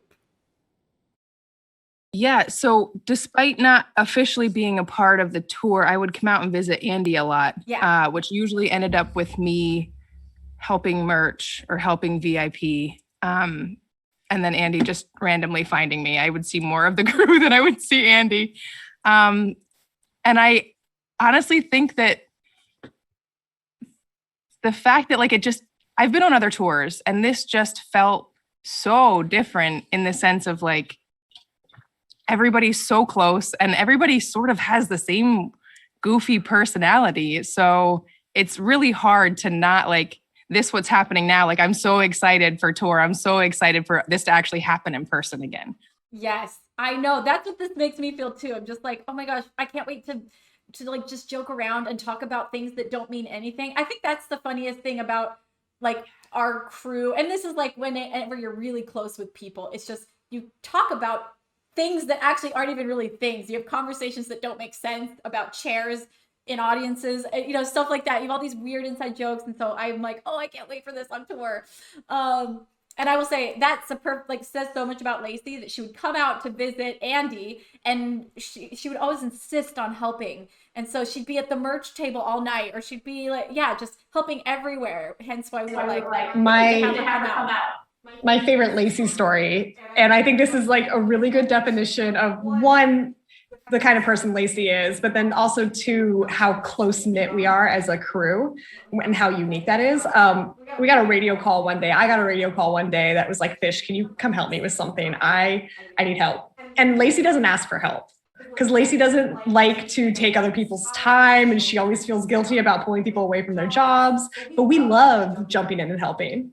So I come down and Lacey's got a dolly to the ceiling with merch, and she's trying to get through these doors that are locking. And so she was just like, I need help holding doors. And I was like, no, we need more people than this. And she said, no, don't bother other people. So I radioed the whole crew, and the whole crew shows up to help. And Lacey starts crying, which we love. We're like, yes. So we all It was the sweetest thing. Like, just like Wes shows up, Alex shows up, Rob comes in. Like, they just start coming in one by one as I'm in the Everyone back but of the Andy. trailer. And I'm like, I only just needed an extra pair of hands because the door's locked behind me. Everyone showed up. I'd like to point out that everyone showed up, but this guy. But Andy. Yeah, I was busy probably. Oh my gosh, I love it. Wait, that's such a cool thing I want to also say about all the people on this chat or in this Zoom and everyone on our crew is that on a lot of industry jobs, tours, whatever, you'll see that people have their job and they stick to their job. Like if they're the sound guy, they don't touch a light. If they, if they're the guitar tech, they don't touch anything else. And I will say it's so cool to see how much our group just like, if something needs to get done, like I'll help you lift it. Like who's the closest? Who can do it? And, and I think that's something that I respect so much about. I mean, even you, Lindsay, you hop in sometimes and we're like, no, Sterling, don't. And you're like brushing this, or sweeping the stage or the time that she was anything. trying to push a 1,200-pound cart of video across a field, like just trying Sacramento. so hard. Oh my goodness. I wish we had a video of that. It was like a quarter of a mile to the end of this field. And we're like, hey, can you take that over there? Because you had just come out with Luna playing around and she's just like leaning on the thing, like trying so hard. It's just not budging because it weighs 1,000 times what she does. Never had a boss who jumps in and just eagerly helps. And Well, let me explain. Top down. Well, oh, there we go. From the top down. Well, thank you guys. And I will say, I remember that show. I remember it was such a hard loadout. You guys had to load all the way across a field. And it had been several hours and you still had so much work to do. And so I was Yeah, like, it's a long one. I was like, I don't know what I could do, but I know I could push a cart. Anyways, and they made me go away, but I tried to push one cart across the field. Okay. Alec, good to see you today. How you doing? Oh, good to see you too, Linz. I'm doing great. You know what? Okay, so something about Alec y'all need to know is he has a very, very dry sense of humor and makes like, so sometimes you're like, when I first met Alec, I was like, that's either really funny or super awkward depending on how he meant it. And you kind of both. It's always both. And then I realized it's both. But yeah, because when I first met him, he was very quiet and very reserved, but he would say little things. And yeah, I'd be like, it's either hilarious or awkward. And I've learned it's definitely both. But we love having Alec on tour. And Alec is like master of all. Like on the Home for the Holidays special, if any of you guys saw that, Alec and Wes. Shout out to Wes too. Alec and Wes built all those sets, like, which was incredible. Like literally, Alec and I talked back and forth, shot back and forth ideas. I drew pictures, like that big circle set that we ran around in the first number. They built that out of scratch, and they bought all the props. And like, I don't know, I was just so grateful because, they always come through like that. Like I remember also the Christmas tour when you helped you and I think Andy were really involved in making of the houses, right? Did you? Mhm. Oh yeah. Did you Should have sent some cut those? pictures of that too. Yeah. Do you have pictures of that? Yeah, I'll find a few to send to Fishman. But yeah, we built all the houses and everything. They built them all, and it was literally based on a sketch I drew on an airplane in South America. And I was like, "Can you make this?" And they made it, and it was just really funny because I was on Dancing with the Stars at the time, and so I didn't have any bandwidth to like think about it until I showed up on set, and they were all like, "Does she like it?" And I just turned around and like gave them the biggest hug. I was like, "Thank you, that's amazing." But yeah, so I'm so grateful for like you guys because literally I can draw weird pictures and they'll make it happen, or they draw weird pictures and make it happen. But Alec, I want to hear what's I don't know, do you have a favorite tour memory you want to share? I'll think of one. I was just gonna say the Christmas tour. I remember you were on Dancing with the Stars, and the first day you came out to rehearsals, you were exhausted from doing the show every day and filming, and you like came out and did like 6 hours of rehearsals with the dancers and didn't say anything about it. And just like, and you went back in the office and talked to Eric for like an hour, and you're like, I got to go home and sleep. And so we were all like, does she like hate it? And she's just like too tired and it's too late and she can't say anything. Like, so the next day I remember like, so what do you think of the set? And you were like, oh, I love it. You were like excited about it. But we were like, cool, great. Yeah. Cause we weren't sure at all yesterday because you were so dead that whole pre-pro experience. Okay, that's hilarious because I thought the moment when I thanked you, to me, that is the first time I saw it. You know, you'd been there a whole day before that. We were just like, was it blocked by a curtain? No, I think it was just because you were so tired from Dancing with the Stars and you had to learn all the dances for the tour too. Yes. So you just you just immediately went with the girls and like did the whole day and then went home and we just didn't talk that whole first day. Oh my gosh. I really was so laser focused trying to learn like of tours with the choreography, Dancing with the Stars every week, choreography. And so I never felt more like a zombie, but that's hilarious. I never knew that. Because I remember you guys seemed really nervous when you were like, do you like it? And now that makes sense. Why? Because you're like, the whole day we were like, I hope she likes it. Like, but we also didn't want to like stress you out because we knew how much we knew how much you were working on Dancing with the Stars too. So we were like, no, it's gonna be fine. We're gonna be fine. We're gonna be fine. She's fine.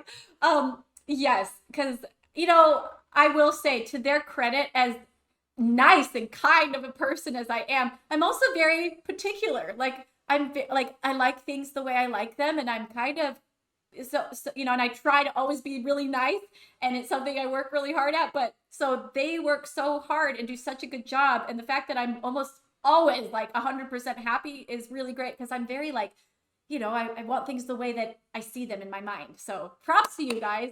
I think we're all kind of like that, to be honest, though. We try to be nice about it, but at the end of the day, we're like really picky. Really yeah. picky. Like I know I am, especially with even programming lights and whatever. Like, yeah, I'm pretty like I'll work for an hour on like 10 seconds of something to make sure it is what I want it to be. Well, that I know it, and that shows. That's why you're so good at what you do. And there's so much. Next time you come to a show, you guys, which by the way, tickets are on sale right now. That's why we're here. So if anyone just joined, by the way, this is my crew. This is my tour people. Some of them, not everybody was available, but this is some of them. Later, I'll be talking to Eric and the band. But because I don't know, we have like 18 people on tour total with dancers, band, Taryn. Yeah, I just counted this one up. This one's 26 with drivers, so it's 21 people that aren't truck and bus drivers. Really? Mm-hmm. Wow, we're so fancy. He's so fancy. Okay, cool. So we got 21 people total, which is a lot. And so this is some of the crew. And yeah, you can type in !tour into the chat, and that way it'll bring up tickets that you can go and you can see if we're coming to a city near you. Please come. And when you come, every time you see the lights flashing, know that that was literally programmed piece by piece by Andy. So that's pretty sick. Also, reminder, I'm auctioning off these beautiful costumes from previous music videos and tours. So you can type in !auction to go bid on those on eBay. And then lastly, I think should we do a giveaway? Let's talk just a little bit. I want to get Weston and then we'll do one. Oh. But I want to enter the giveaway. Well, no, we'll keep going with this. Come on. Okay, we'll finish up this for a second, but just so you guys know, we're doing a giveaway in a second because I have everything from signed comic books to signed albums to drumsticks to like little costume bits that I'm like these little hats and stuff behind me. Oh, looks like we lost lots and lots of stuff. Oh, we did. Whoops. Oh, Where did that fall? Held up by duct tape. Yeah. Okay. We didn't have any gaff tape. Yeah, standard fashion. Okay, so Wes. Hi, Wes. How you doing? So good. So Wes does my in-ear monitors. So Wes, you explain to everybody what that means because I didn't until I was a performer. I didn't know about those. So artists on stage obviously have to hear themselves and tracks and whatever else is going on stage. And the audience hears everything mixed by Rob, who's the front of house guy. I mix everything that's on stage for Lindsey and the band. And it's mostly just a mix of their instruments and then everything else going on. And then I also have a mix for all the tech people, because shows are so loud you can't hear anything. So everybody has a pack as well that has our talkbacks and radios in it.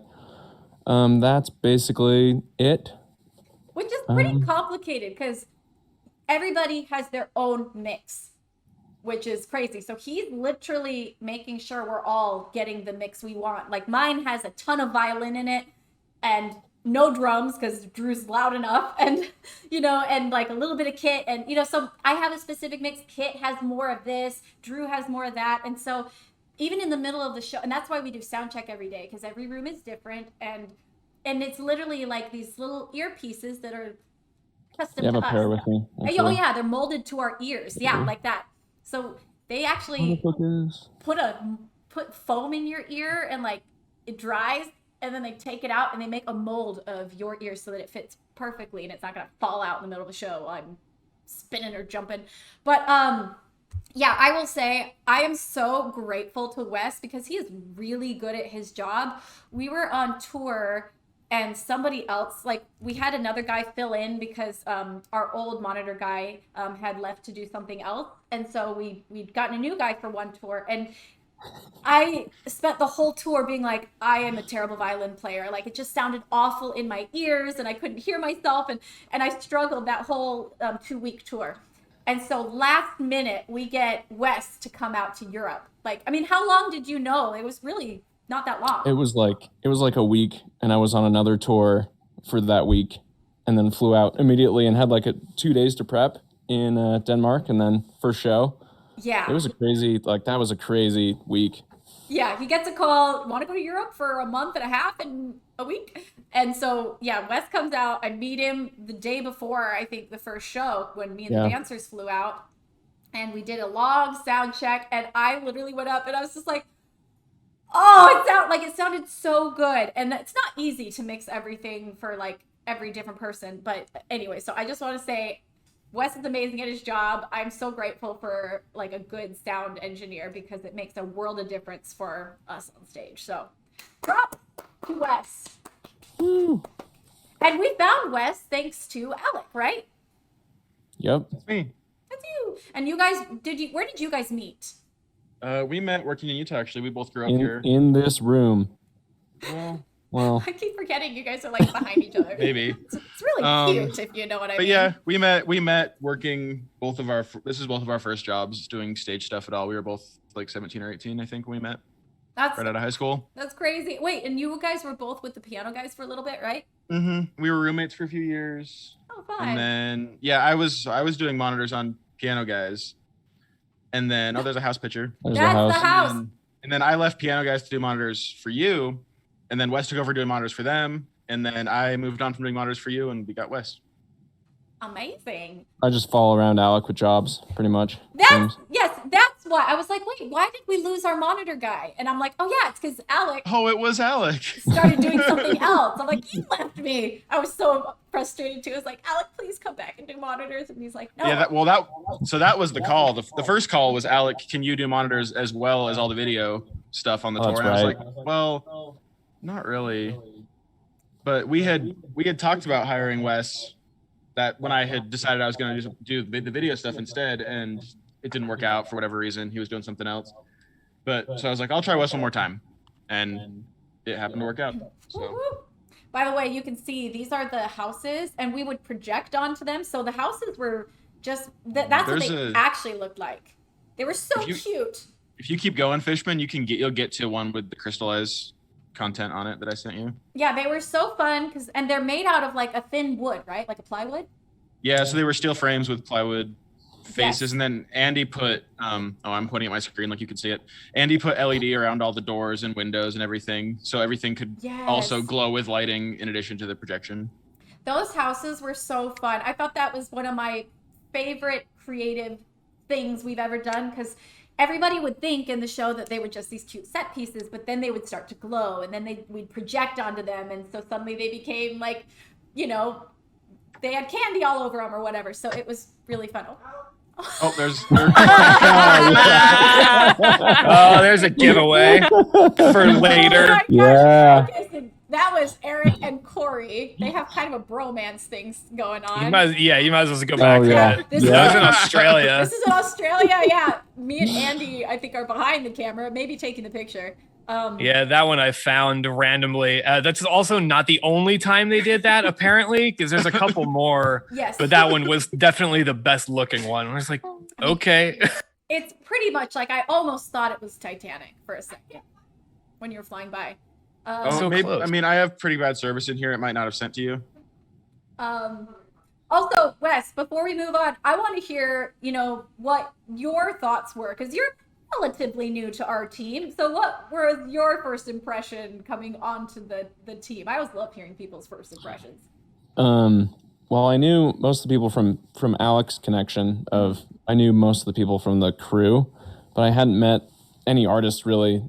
And the first band member I met was Drew. He was hanging out the day before I met all y'all.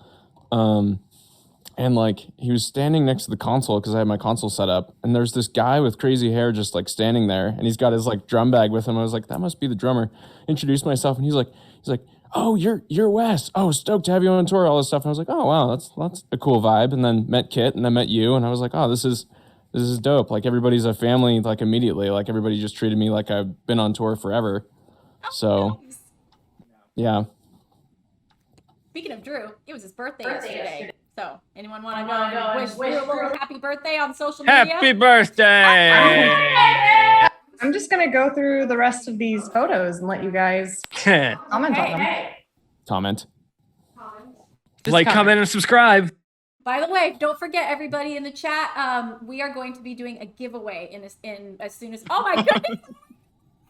Yeah, I took this this. when we were in the lobby in, I think, Asheville, North Yeah. Carolina. It was the final one, I think. We And look it's so just sad. everybody watching and filming. And I was like, I need to step back and take a picture of what's actually happening here. Oh my gosh, this is so funny. Wait, okay, everybody, this is the finale of Dancing with the Stars. We were on tour, so I was, Mark and I were both flying back and forth every weekend to go do the show. And this is right before they're about to announce who the winner was. We knew it was either me or Jordan Fisher. And you can tell by my face, I'm pretty sure it's Jordan Fisher. Like, Mark, we just knew, like the way the producers were acting, like you can tell on that show, like prior, you can tell who's won. Even, anyways, so we were like pretty sure we didn't win. But tell the story about how you guys all just like, or isn't there a story that you guys just all like didn't even talk to each other? You just like, Yo, we were all ready to cheer, and then you lost, so we just kind of had to go. We were like ready to get our Instagram story of the boss winning, and then you didn't pull it off, so we had to just. So then we all just went back to our rooms, Yeah. kind of left the lobby, and that was it. oh my gosh, that's so bad. Yeah, everybody was just kind of like, and didn't talk and just like went their separate ways. Like, A collective moment. I wonder what this is. Like, was she giving him a head massage? Like, It seems that way. This is one of my pictures, and I have no explanation for it. I just saw it happening, and I was like, well, this is weird. you can tell Luna's thinking the same thing. She's like, well, this is weird. Why am Mom, I what up are here? you doing? This is Aaron. He played trumpet for us on the first Christmas tour. Good times. Oh, Casey Abrams. Casey Abrams. Yes, this was the Phoenix show. And Yeah. he came in that day to play with Alexander Jean, Mark's band. And we just thought this was hilarious. But did you know him outside of this, Andy? A little bit, because the guy Will, who mixes and tour manages for Postmodern Jukebox often. Got you. So just from his group of friends kind of being connected, Instagram and stuff. So I know who he was, but I didn't really know him. Yeah, he's a really good bass player. Oh, That's just a neat picture, really. that is a cool picture. Everyone watching the show. And I think that's even Adina over there. Oh yeah, I didn't even notice that. Yeah, my manager Adina's over there. And then this is the 4 dancers, which you guys call Giggle Squad. the Giggle Squad. Yeah, sometimes they would go out there and like just Was this before was this in pre-pro or was this like I No, don't this know where is. this was. I The feel show like is really this- small, Yeah, it was something with a super low ceiling because the back video it isn't even there. But and the decks are gone. Oh, the decks It's- are gone. Yeah. yeah, so it's one of the smaller ones we did. But That's yeah, I don't know. funny. That was so fun. That was the Evanescence tour. Oh, this is we love to go to Disney World or Disneyland as often as we can, and so this is Disney World. And oh my gosh, there's my mama. My mommy's in the picture. She's the one Yep. second to the right by Addie. This is my favorite memory of all time. Wait, tell us why. I had the Zoom I'm a window over huge- Addie. I couldn't see this. She was like making a move over there. I'm a huge Disney Parks fan, and I always joke with Lindsay that the only reason that like I'm in this business is to somehow obtain like VIP access in the parks, so I don't have to wait in line because I'm just such a huge Disney Parks fan. I'm like, I don't care about anything. Can you get me into the park? And then she did. And we went and we did the VIP And we thing. did. And it was, I remember when our van pulled into the backstage of the Magic Kingdom and you could just see the tip of the castle coming over the buildings. I was like, I mean, it was a once in a lifetime. And you didn't even have to experience. dress up like a bee cried. that I time. have a picture of this too. 1 second. Oh, Yeah, my Fishman never had to gosh, pay the cost of wait. admission of dressing up to get into Can the you park. find a bee picture costume? You do? Okay, we'll go to that. Oh my gosh, I'm so glad. Okay, first This one. is at Meow Wolf in Albuquerque. Yeah, I think. Yeah, it's in New Albuquerque. Mexico. So this place is freaking awesome. That is a slide that leads to another room. It's like this. Someone describe it. It's a bunch of art installations that are all kind of mashed together. Like a bunch of creative artists just built stuff in this big warehouse. So there's all kinds of different weird experience art kind of things just in every room. You go to something totally different. It's really fun. It's really cool. Yeah, Clues. it's one of the more. It's one of the neater things that we've ever gone to. We actually Yeah. went again when we were in town last tour, and Lacey was on for the first time doing merch. We both went as well. I don't know if everybody did, but Yeah. In it- between all of the displays, they have this like thing where you can find clues and like there's a story that plays out too in between all of the displays. So like on its own, it's really cool, but then there's this whole other layer of it that's really neat too. That it's just crazy. I didn't know that. That's so cool. yeah. Yes. Anyone who passes through New Mexico, Albuquerque area, you should definitely go. It's so fun. I think my title for that on Instagram was "Service Entrance to Narnia." Yes. Someone says, "Is that how you wash costumes?" Yes, exactly. Yes. And We don't bother taking them off, or we just chuck her in there. Oh my gosh! Yeah, just after the show, it'd be more efficient that way. Are you gonna find the Bumblebee one? So we've gone to Disneyland or like in different parts or Disney parks in different parts of the world. And when we went to Disneyland Paris, it happened to be Halloween. Oh, this one.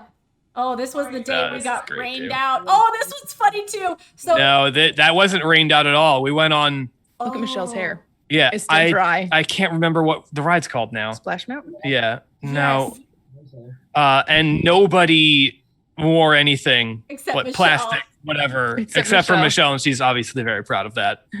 So, but also this is hilarious because I spent like a good amount of time making. We decided we were all going to go as jailbirds because I think again, Oh, it was- right. it was around Halloween. It was like a few days before Halloween, so I was like, let's go as a group costume. So I put tape on all of our shirts, like gaff tape, and then on the rides through the day, they all fell off. So we were like the most Yeah, pathetic jailbird costumes. I just want to say we decided as a stretch. I think you decided we were gonna go as jailbirds. Yeah, Yeah, is it that was- the royal we there? We I feel all like had that was a we, little. we all had masks too, but they wouldn't let us wear them into the park. So then we were just people with stripes on our shirts. I mean, of tape. Masks, and then we all I felt so defeated when we had to like throw them all away. I was like, oh, this is a fail. But yeah, that's funny. But we did go to Disneyland Paris when we were in France, and it was Halloween day. So again, I decided that I was like, I'm getting you all in there. So the only way you get to go inside is if you wear your bee costume that I made for them. I think we did it with spray paint or something that time. I don't know. But oh my gosh, that was so funny. Also the best part of it was I gave everybody kazoos. That was the best part of that easily. And we just decided to swarm people. So we just run around them in circles, all humming into our kazoos like a swarm of bees. Oh, jeez. Cute. I think didn't you make a Lindsay time video about that? I did. I feel like Oh you my did. So gosh. that's the easiest place to find the whole day in Yes. video form. It was really great, especially swarming people. That was so funny because I no one think- had. We just pick random people. It's not like for any reason. We just be like, somebody would yell swarm and we'd just do it Yes. and pick a random person and just run around. They had no idea what was going on. Anybody would just be like, swarm! When we swarm them with our little kazoos. And then people would like stop us to take pictures with us because they thought we were part of the park. Oh my gosh, Luna. Luna, poor thing. So Lindsay and I had the bright idea to dye Luna pink because at the time I had pink hair.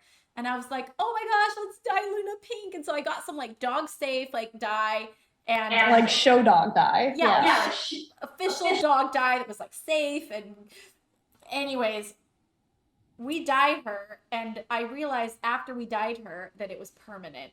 I thought it was like semi-permanent. And the best part about it is so silly on our part. We did not wear gloves. Do you have the picture of our hand? So we did not wear gloves. So anyways, for days we had bright pink hands. And I scrubbed, and I'm not even joking, I scrubbed my hands for at least 2 hours with everything from detergent to alcohol to like just trying so hard till my hands were almost raw after 2 hours of trying to scrub it off. But then of course, poor Luna was pink for 6 months. Good times.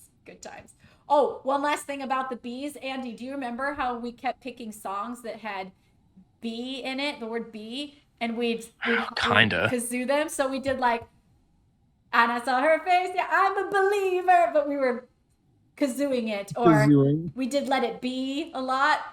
Oh, there it is. There's the pink hands. Oh my gosh. It was like, look how dark that is. And that was the end result of 2 hours of scrubbing. That's what I got to. So I had pink hands for like. Oh, pink hand Stirling. Oh yeah, and I felt so Yeah. ashamed. My mom came in that day, and she walked. It was me the off first as- time I met your mom. Oh, it was the first time. First time I met mom. Lindsay met mom, and so yeah, she walks in. My dog's pink, and she's like, "What the?" And I stepped out of the bathroom. I'm like, "Oh," I'm like, She literally went, "Oh, Lindsay." I wonder how many times she's done that in her life. Okay, we need to get mom on this chat sometime. Oh, look at that! Some of these pictures. Well, first of all, we got Pink Luna, we got Taylor, and then we're just snuggling up with Alec. The challenge is to find Luna in that photo. Oh, wait. She's bright pink. If she wasn't bright pink, she'd match that pillow a little better. Right? She would have blended in, but this was Thanksgiving? fun. Someone talk about Thanksgiving. Probably the best time I've ever had with our whole crew. Yes. We had 3 days off between one show, another show, and in that 3 days off was Thanksgiving. And so we rented a massive Airbnb in the middle of nowhere in like, what was it, Idaho? It was Or- I want to say Iowa, but I'm not sure. Iowa, Nebraska. maybe. Yeah. We also I don't even remember Nebraska. It was in we Nebraska. had 3 days and ended up with Oh, one yeah. because we had to reschedule that Yeah, show. that's right. Yeah, one Yeah. show got So we lost a out. day. So we lost a day, but Yeah, this house had like a fireman's pole that went from the top floor to the basement. It was a really fun house. yeah. We all jumped off the porch into the lake, and it was We did freezing not cold. jump Well, off. I chickened out. Okay, all right, I chickened out. Did Just I so much jump? fun. I'm pretty sure only Josie actually jumped in. And Olivia. Olivia jumped. Did Yeah. too. Right. Oh yeah. Josie jumped because he's Florida man, but you know. Yeah, I was like, absolutely not jumping into that frozen water. Oh my gosh. Amazing. Love this photo. That is so funny. Wait, was this them out in the audience holding these? Yeah, Lacey out in put merch. this. Oh, it was out in the lobby. Yeah, you can Yeah, see it was out in the merch booth, but people kept setting their drinks on top of Andy's road case. So I just sat that there, and the girls showed up and were just holding it at random people as they were walking by. The woman just chugging a vitamin water next to him really sells it. Yeah, Exactly. The it's so respect. great. So I loved this whole thing in the Christmas show. I loved how the girls would go out there 10 minutes, 15 minutes before the show started, and they would just be silly like this in their costumes amongst the audience. It was like, sometimes I'd like peek out and watch because I just thought they were so funny and they were so good at it. So, There's a point to the girls going out in the audience. If you've seen Instagram of any of us, and Lindsay especially, you'll know we have an ongoing Nerf war forever. Kaylin came out by front of house at some point, and I shot her with a Nerf dart, and then she just pretended to like die on the floor. And one of the ushers, this like 65-year-old woman, came over and took her pulse and then shook her head like she was dead. It was so funny. oh my It was gosh. the best one of those ever. I love that. It's so fun when people just play along. Oh, here's another Disney. This was the time. It's like, I know we got rained out once, but Yeah. we did not leave the park. We stayed. Thanksgiving. Oh, that's it. Yeah, there's the fire pole. We do have a video of Glenn sliding down it, but I'm not sure. It got lost in there Rob somewhere. looks so happy to be there. Yeah, right? This was also right after we watched ourselves perform on the Christmas Disney special, which was really fun. I also like that Josie's just outside the stairs. Right. Yeah. Again, Florida, man. Yep. Oh, I miss Josie. Oh! Will it not play? Wait, press play on the corner. Bottom left. Oh, one more time for those kids in the back. Oh, okay. Got bonked. So let me explain. Oh, here we go again. Okay, so basically, I had obviously a violin that while I was singing Santa Baby, it would lower down from the ceiling and I would play it. And then when I was done playing, it would go back up. And that happened like twice in the song. And this night, I'm singing and I'm thinking to myself, usually it comes down right next to me. So I see it in my peripheral vision. And I'm like, where's the violin? Where's the violin? I'm like thinking that in my head. And then all of a sudden, gunk. The moment, so embarrassing, but also so funny that you're like, it's worth it. Anyways, that was good. Did you see it coming, Andy, from the back of the house? Like, were you like, oh my gosh, it's gonna hit her in the head? I'm not even sure I saw that in real time. Like, it's one of those things where that happened so fast that if I looked down at my board for any reason for a second, I missed it. Yeah. So I don't remember if I actually saw it. I do know we put it in the media server and then we played it back a bunch of times during the show. Right. As we do. Yeah. Oh, that's another thing. So the next show, I think I told the story. I was like, last night I got hit in the head with my violin, and they had found that video online, and they put it up on the big screen and played it like over and over again, me getting hit in the head in front of like, a few thousand people. It's fine. You gotta capitalize on moments like that. You do. It's a good moment, Oh my gosh, someone said boop. That's what Lindsay calls it. She calls it the Yep. boop moment. Violin boop. The violin boop. Really Okay. some of Glenn's finest work. Yes, that's Glenn. Right there. Thank you, Glenn. He aimed it perfectly. Okay, so we're about to wrap up. Thanks so much for coming, guys. Before we wrap up, though, is there anyone who has any other last stories that you would like to share, or something that people might find interesting? Can you think of any Lindsay embarrassing moments that you've witnessed on stage? I mean, the first show of the EV tour with the lift was pretty great, to be fair. What else? For anyone that hasn't heard that story, I got stuck on the lift, this thing that like took me 18 feet in the air, and I had this huge dress that grew, and it was very dramatic, and I was supposed to come down about in the last chorus, and it went down like, less than a foot, and I just felt it go, and I was like, oh no. And so I'm playing the rest of the song, and everybody knows I'm supposed to be down, so the dancers are still dancing, and they're like, where is she? Like, and I see them keep looking up at me, and like everybody's just staring at me. And then the song ends, the best part is I didn't have a microphone. So I couldn't even be like, oh, sorry guys, we're having technical difficulties. It's just silent after the clapping ended. And so I yelled, I'm stuck in front of, I think it was like 15,000 people. It was a Yeah, big it was plenty. And then, I mean, you want to talk about us making fun of you. Kit on stage in a show with a microphone is a whole other level. And that was just, ammo for days for him. Oh yeah, Kit loves. Yeah, he was great in that moment. Kit's very funny and witty, so he saved the day then. All right, well, thank you so much for being here, guys. Hang with us. When I come back, everybody, I'm going to be playing violin, and also I'll be doing 2 giveaways. So stay tuned, and thanks, guys. I love you. Can't wait to see you on tour. Bye. Bye.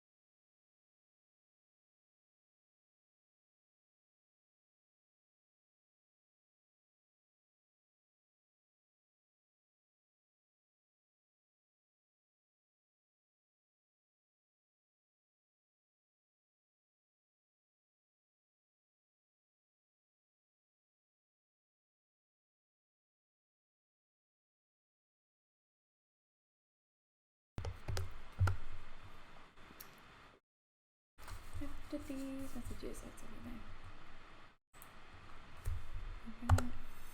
everything. After these messages, we'll be right back. Thank you guys. Okay, it's time for a giveaway. Don't write in the comments yet, but Lindsay, are you ready to go? You let me know. Just about ready. What is happening over here? Okay, so when I say go, you're going to type exclamation giveaway into the chat for your chance to win fun prizes. Oh, what did our last winner want? I had another mom talk to them, so I actually don't know. Okay, because also I need to know what I can give away this time. Let me find out. It's all right. 2 seconds, guys. We can still run the giveaway if you want. Yeah, let's run the giveaway. Let's run the giveaway first, and then you can find out. Okay. So yes, I'm going to be giving away some fun things. Some of the stuff is signed CDs. I have all my albums except my first album. I don't have that, but so I've got Artemis. We've got Brave Enough. We've got Shatter Me and Christmas. They wanted a comic book. Oh, they wanted a comic book. Oh, how exciting! Right. People want my comic book. I also have comic books. Yes, we're ready. All right. And they can go for it. Go! So type exclamation giveaway in the chat right now and you can enter the giveaway. Okay, there they go. Cool. I'm excited. Okay, so I'm going to just show you guys some of the stuff. Aside, if you aren't interested in merch, like I said, I've got comic books. Oh, I also have my book, The Only Pirate at the Party, which if I do say is a great read. But we've got a pair of drumsticks from the Christmas show. I've got these little tutus from the Brave Enough tour. They were the dancers. I've got this really cute Brave Enough jacket from the Brave Enough tour. Really cute. What else do I have? Oh, some fun hats. You can see there's this crown back there that was worn on the Christmas tour in We Three Kings. This is a cute little hat that was part of the Christmas show. Also, these beautiful costumes right here, these are not up for giveaway. These are on, we have them on eBay as part of an auction, as well as the cute little fox from the Lose You Now music video. So yes, this stuff right here, you can type in !auction and it will take you to eBay where you can bid on them if you so desire.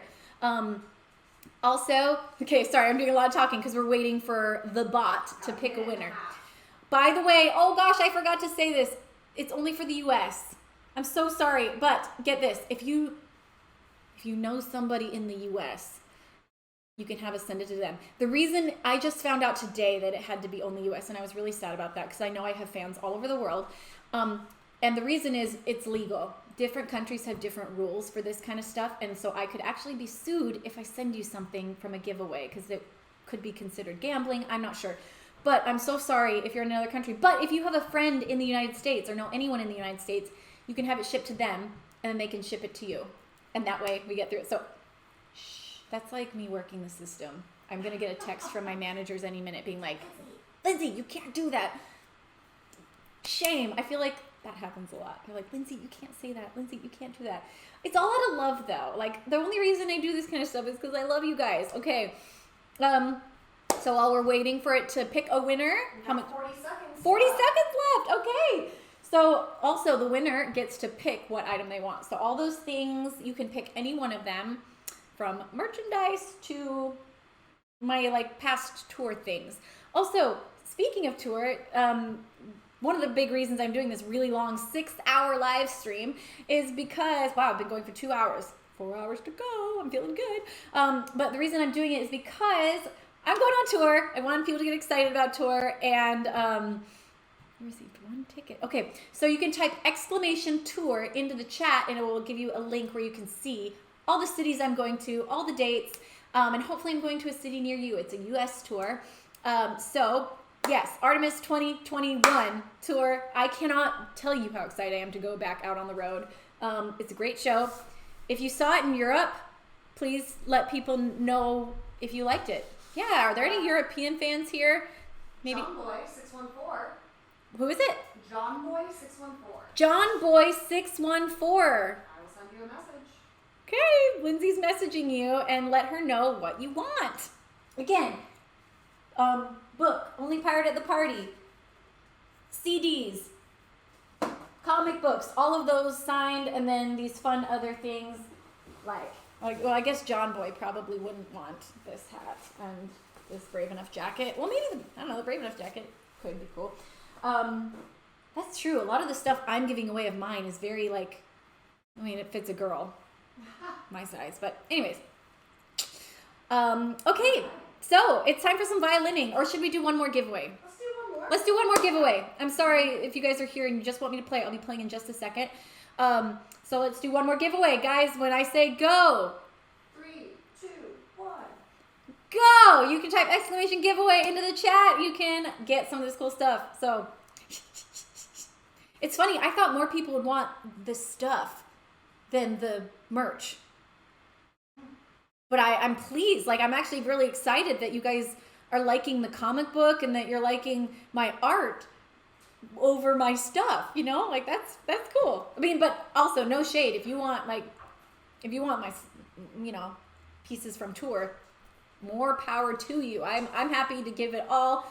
And I'm excited because I didn't want this, you know, because of course, I think I've said before, part of the purpose of this stream is because, you know, I'm auctioning off these costumes and all of the money from today's stream only. Usually all my streaming money goes to, or all my Twitch streaming money goes to my charity, the Upside Fund. But this time we're actually reinvesting the money that we get from this stream and all the items we're auctioning off and all the biddies, all that stuff. The money is going into we're gonna reinvest it into new costumes for the Artemis tour because I want to look fabulous on that stage, and I want my dancers to feel fabulous. And basically, costumes to me tell a huge part of the story. That's a lot of the fun. It's how we it's one of the many ways we get to show the audience what our intention is for that piece. Do we want you to think that we're zombies? Do we want to be skeletons? Do we want to be sassy? The costumes do a lot to tell that. So anyways, our costumes got destroyed on the Artemis tour. They just got really worn and torn and not good. So we have to get new ones. But anyways, type in !tour if you want to see tour dates and cities that we're going to. What about a sassy skeleton? You're right. Laughing beside you, we could just have a sassy skeleton and then it would cover all the bases. So, okay, how are we doing on time? Oh, We got 1 minute. 1 minute. Okay. Again, we've got signed comic books, my signed book, Only Pirate at the Party, Oh boy. signed albums. What is Luna doing outside? Little stinker. Come on out the door. Luna got somehow left outside. Probably when Laura left, she snuck out. Little stinker. Luna, oh, by the way, thank you for giving out tears. I am Flopcorn. Oh, wait, that's Lacey. That's what? Flopboard? Flopcorn. Flopboard. Isn't that Lacey? Yeah. She gave out some subs. Oh, Lacey, you didn't have to do that. Lacey was just chatting with us on the crew chat. Love you, Lacey. You're the best. That is so kind. Do you want to let Luna inside? yeah. Luna! Disappeared. She's right there. Oh, you see her? I do. Oh, okay. Yeah, so nice of Lacey, says Cider Jesus. Luna's being a little punk. Floydian214 gifted subs. Thank you so much. Thanks for gifting subs. And also, I wanted to make this really fun, though. I didn't want it to just be like, me trying to sell, costumes and just trying to make money. I wanted to be able to be fun. So that's why I'm giving away stuff. That's why I'm also doing, Roopers. what is it? Roopers. Roopers. Yeah. Roopers is our winner. So let us know what you'd like, and let me know what they say. Lindsay's gonna message you. Roopers. It's a fun name. Yeah, Roopers. Okay, while Lindsay does that, I'm now gonna play you some songs. So write into the chat your requests. Okay, congratulations. All right, I see Masquerade as a request, so we're gonna do that.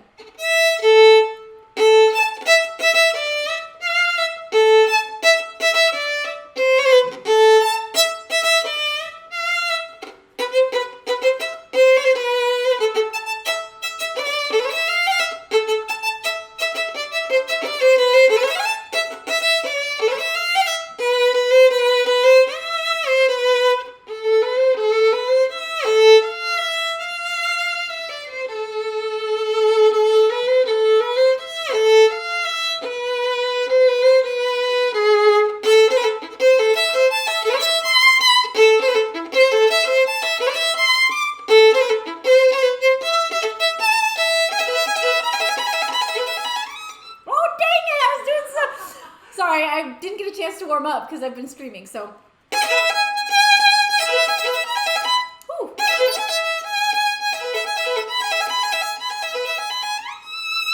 Thank you for the reminder. I've seen like 4 people be like, remember you're supposed to play Crystallize.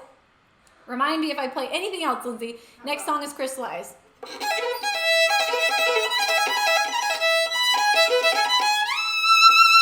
Okay.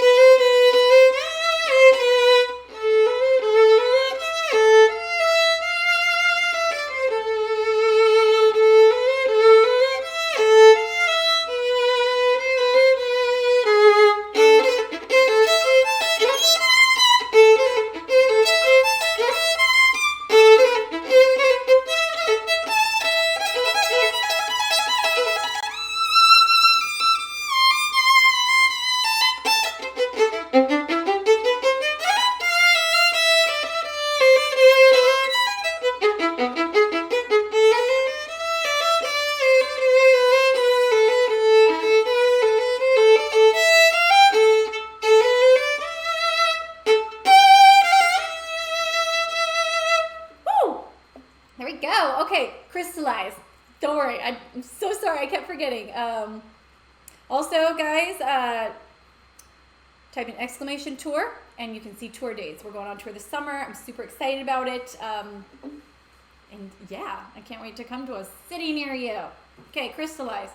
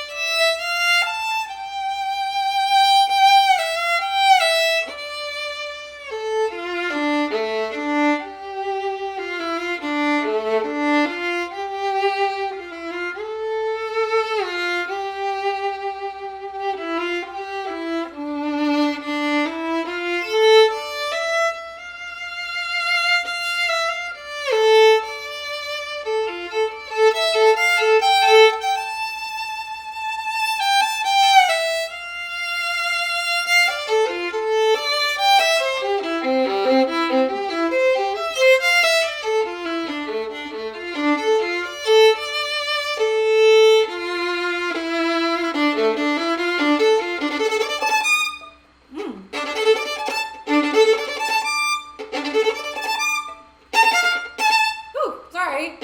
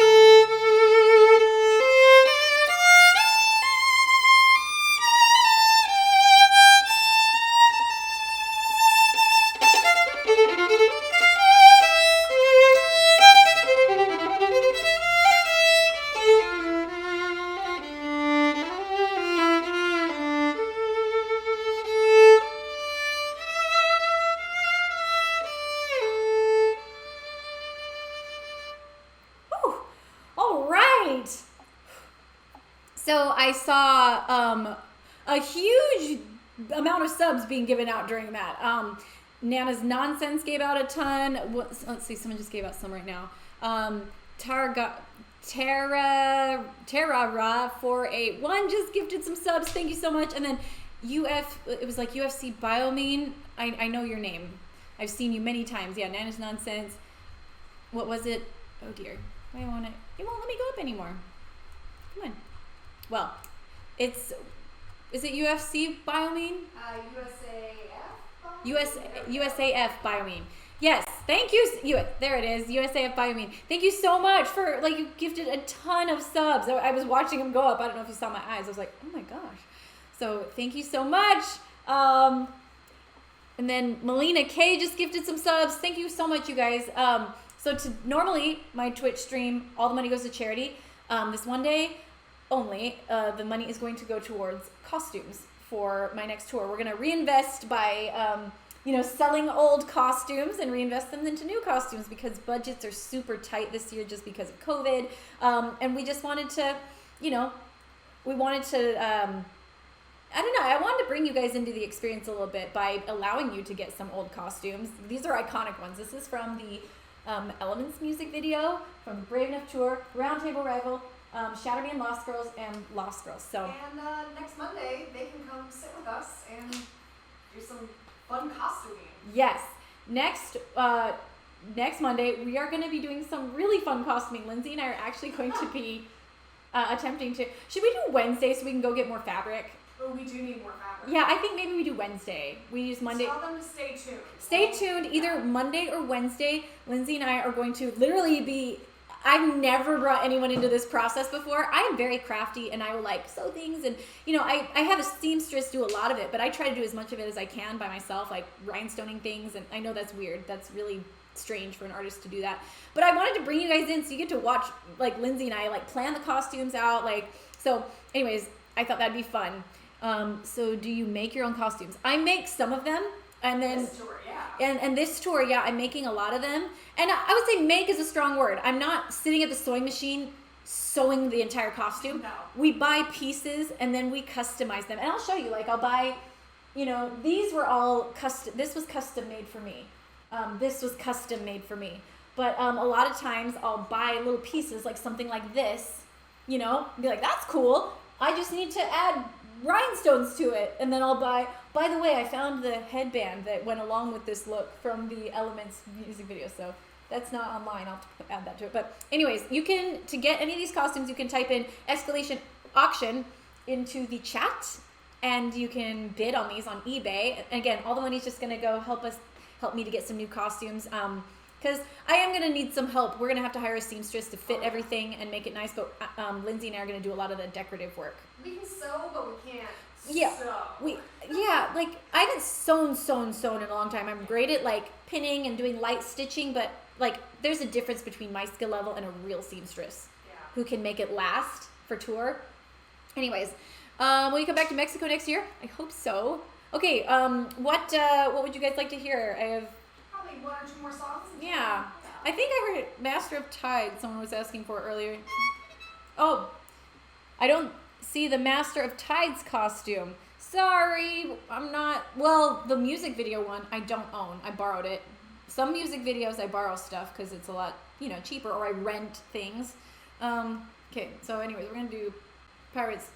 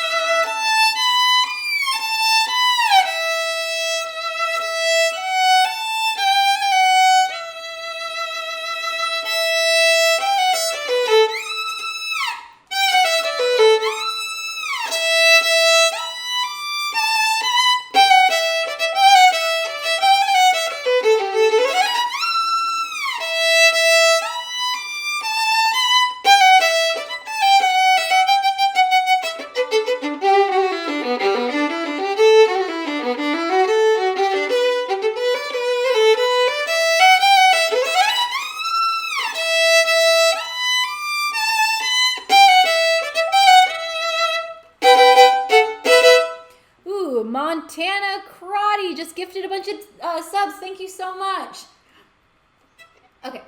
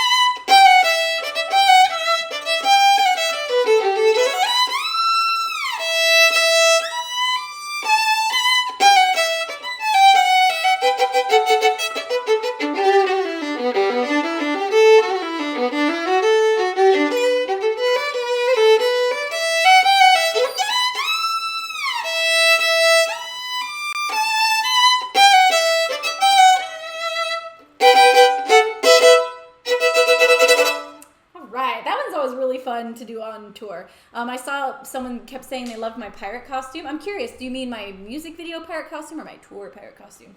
Oh my gosh, Cap'n'Ree, thanks for gifting subs. That's amazing. I also saw, thank you guys so much for being here. Thanks for gifting subs. I saw a lot of people saying, oh my gosh, Lindsey streams. Yes, I do. I do this multiple times a week and I really enjoy it.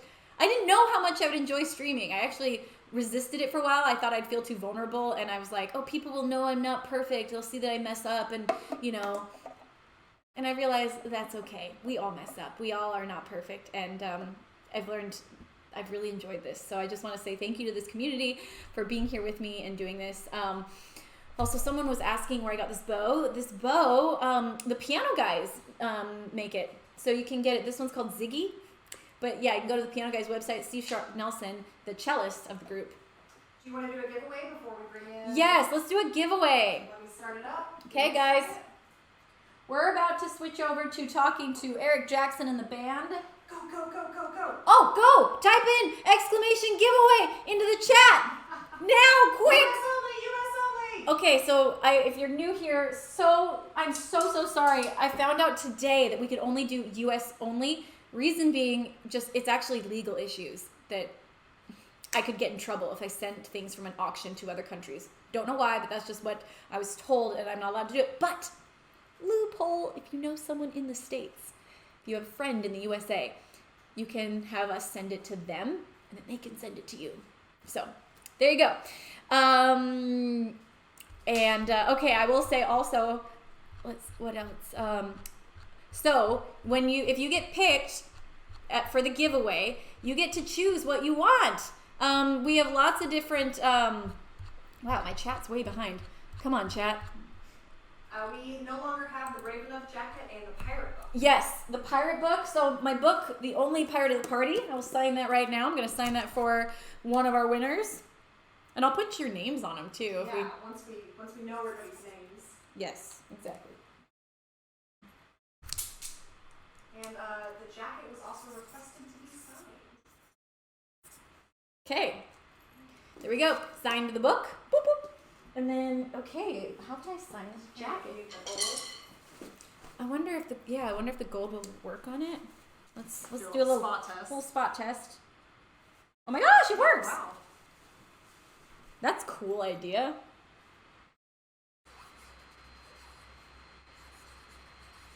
Oh, sick!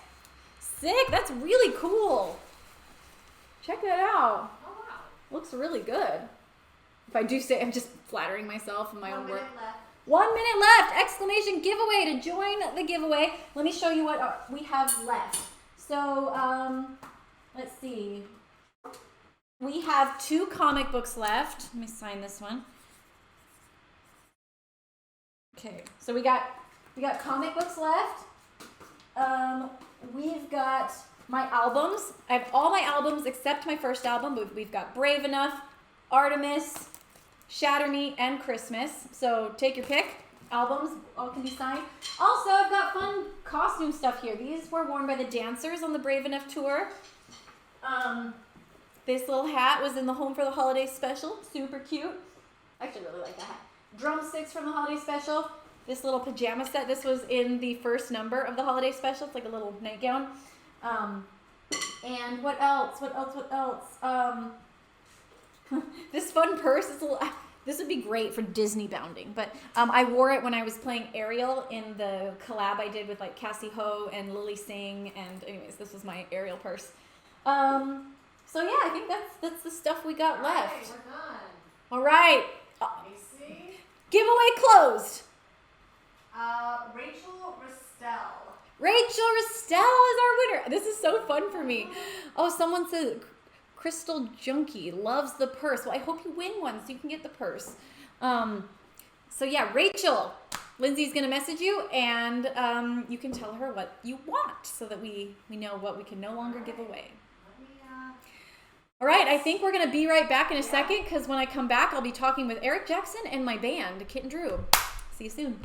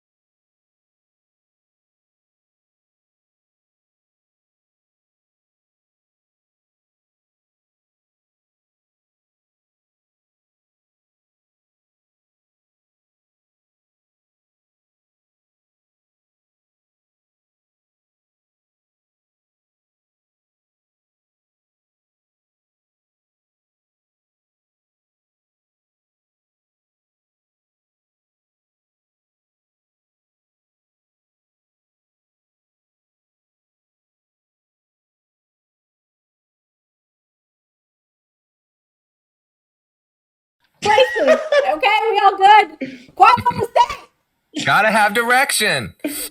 Okay. By the way, we're live. Oh, are we actually?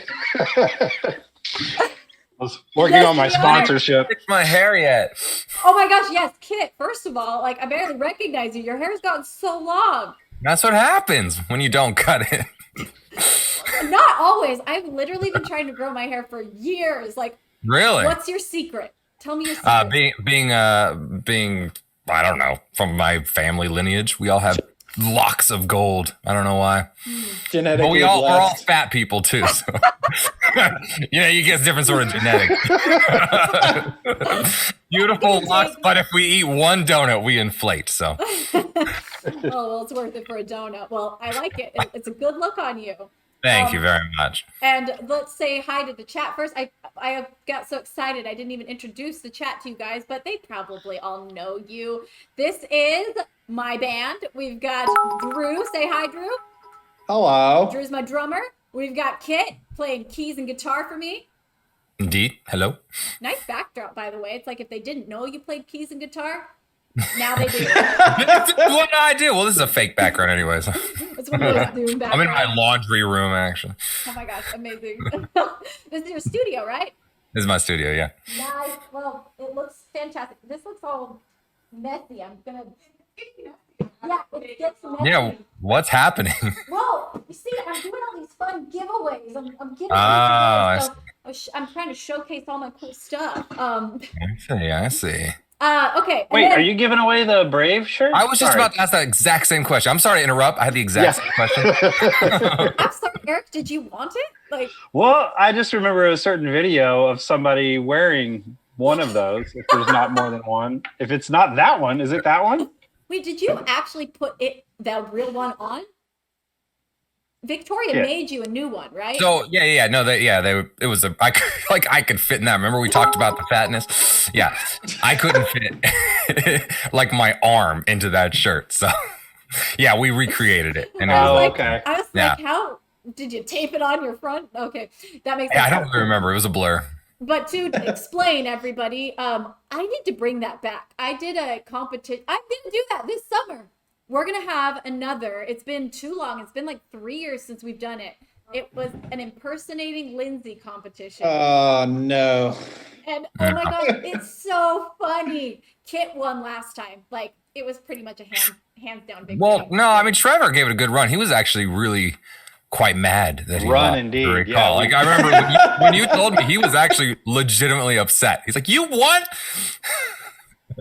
Yeah, you're right, Eric. It was a literal run. So I used to start that tour in the back of the audience, and I would like start and I'd come in and I'd run down the aisles and jump onto the stage. And so all the guys picked one song each that they would intimidate the way I play it in the tour. And Trevor picked that one. So he started not just in the back of the balcony and like ran his way down. It was so funny. So he was a close second, but Kit, Kit did eye makeup, or actually full makeup. You did the costume. You learned some of the choreo. It was so good.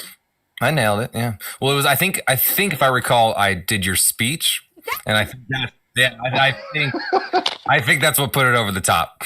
I was slightly offended at your impersonation of my speech. Oh yeah, it wasn't kind. It was okay. One thing you guys need to know about Kit is he knows how to get you just where it's like gonna kind of hurt, and he'll push just a little too far. So he totally wasn't just like reenacting my speech. He was making fun of the way I talk on stage. I almost didn't let you win because of that. I was like, I knew that was a risk, but that was rude. But if I don't let him win, everyone's gonna know that I'm offended. So I better let him win.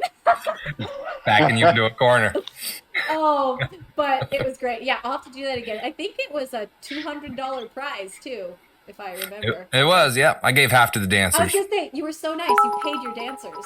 Well, I mean, they were up there every single time. I thought they deserved something. Yeah. Well, we'll do it. They were helping out. Maybe I'll pay the dancers this time. So anyways. So you guys don't have to split your winning. You already do. I just remember the slightly, I don't know what I was expecting, the slightly humbling moment where I was like, ooh, I'll wear one of the tutus. No, I had to put one tutu on each leg because that's how skinny those and how big I am compared. Oh man. Oh no, it's that the dancers are tiny. It's not that you're. Well, that would be a ridiculous thing if you could fit in that. Yeah, we'd be worried about you. You'd have issues. Savannah's tutu. Also, I didn't get to introduce the one, the only. Eric Jackson is here with us today. Thank you. Oh wow. Thank you. Yes. If any musical of you accompaniment guys have been to a Christmas show of mine or watched the Christmas special, you are well acquainted, or any of my old Lindsey times, you're well acquainted with Eric Jackson and his greatness. We're honored to have you here today, Mr. Jackson. Well, you're very welcome. And I'm glad I could carve out a few minutes here today to, I gotta go. Is this a bad time? Yeah, it was right before we signed on. It was a good hour talking with you, Eric. Yeah, no problem, guys. Good to hang out. Wait, you guys were on here for an hour? A little exaggeration, but we were on here for a bit. Oh, well, thanks for being here. We're getting our inappropriate talks out, you know. Oh yeah, getting out all the trash. Yeah. Oh, we have lots of hi guys, hi Eric, Kit, what's up? What's up? Oh, so I want to be clear with something. In the tour announcement video, Kit's face fell off the bus. Yeah. And I had some people, actually some friends, hit me up because my friends, they've met you guys and they feel like they know you guys. And like one of my friends was like, "Is Kit not coming on tour? Was that like a subliminal way of you announcing that he's leaving?" And I was like, "It's a good way to do it if we ever have to do it." Yeah, But if we ever have to. I was like, "No, I was just jabbing it at Kit because Kit always jabs it at me." Like Lindsey and I were like, "Someone should fall off. It'll be funny." And then we're like, "Who?" Kit. Like it wasn't a question. So Kit is coming on tour with us. But actually I wondered for a second because I was like, is Kit gonna come on the road with us? Because Kit, why would I wonder? Because we got in that big fight that one time. Yeah. I just No, You just hate each other. I had a child. he created a human. There's a human being that wasn't here 6 months ago. Well, it was here, but it was in a belly. Yeah. Now he's like a human. He slept in his own room for the first time last night. Whoa. Exciting times. He's about to get his driver's Cool. license. I know. That's the way it works. That's what I hear. I hear it goes fast. He by the way though, like such a cute baby. Like every baby's cute, yes, but like your baby has like the cutest big eyes, like such an adorable little guy. So anyways. Thank you. I was very excited when I called Kit and I'm like, do I have to look for a new keyboard player? Because I know you have a kid now, and he's like, nope. Okay. By the way, the chat is exploding with congrats, Kit. Congratulations. They should be congratulating Victoria, but I'll let you take the credit. No, I'm just kidding. They should. You helped. She's in the house right now with him, actually taking care of him while I'm out here on Twitch. Well, feel free to have him jump in and her jump in. Maybe. But I want to also talk really quick about Drew. What? Is today a year, or sorry, not a year. Is today the day 9 years ago that we did our first show? No. Today was the first day we met. Yes. First show I think was the 16th. Gotcha. So Gavi and I flew out May 13th, which was yesterday, and we actually didn't meet you that day. Right. I came in I came in late that night. Yeah, and then the 14th was the first rehearsal where we first met, and I can't believe that was 9 years ago. I know. We almost have been friends for a decade. I know. Not New York? Where was that? Yeah. New York. We stayed in Weehawken, New Jersey, or like that's where we rehearsed. What'd you eat for dinner that night, Drew? Actually, I went to Houlihan's across the street from the hotel. Man, memory. Drew's got that memory. He remembers every little detail. It's amazing. Drew does remember everything. I forget. I'm always like, where were we? I don't know. And he's like, that was in Cincinnati. That was in Spokane. It was 73 degrees. Yeah. 64% humidity. Yeah, Drew remembers the details, thankfully, because I'm like, I don't remember that story even happening. But it's amazing. I will say, Drew, it was also yesterday was your birthday. So happy birthday. Everybody say happy birthday to Drew. Well, thank you. I'm curious, Drew, could you tell when I walked into that first rehearsal that I was so nervous? Yeah, I could. You how do I put this? Because you're such a very outgoing, boisterous personality, and when I think back to that first time, we like introduced, and then you immediately like sat on the floor and started fiddling with your violin, and Gavi and I were just like, okay, so we've been running through the songs. You're like, okay, I think you had been doing a lot of stuff that day too, so I think you were. Oh, Nope. So you just started like putting it together, and then you just got up and you're like, okay, let's start. And I was like, okay. Right. No chit chat. I was so nervous. I like literally was outside the door of the rehearsal room, and I like took a deep breath and like walked. I was so, I don't know. I mean, I guess it was my first ever like band rehearsal with like my own band and like a sound guy. I just flew to New York. I was like preemptively already so nervous for the show that was going to happen. I'd never had my own ticketed show. So like I was just like over consumed with nerves. So I remember just walking in that room and just being like, hi. All I could do was like smile. And then it was like violin. Like, cause I know that. I'm just going to. Yeah. Well, and then I do remember we played the first song. I think it was Transcendence was the first song we ever played.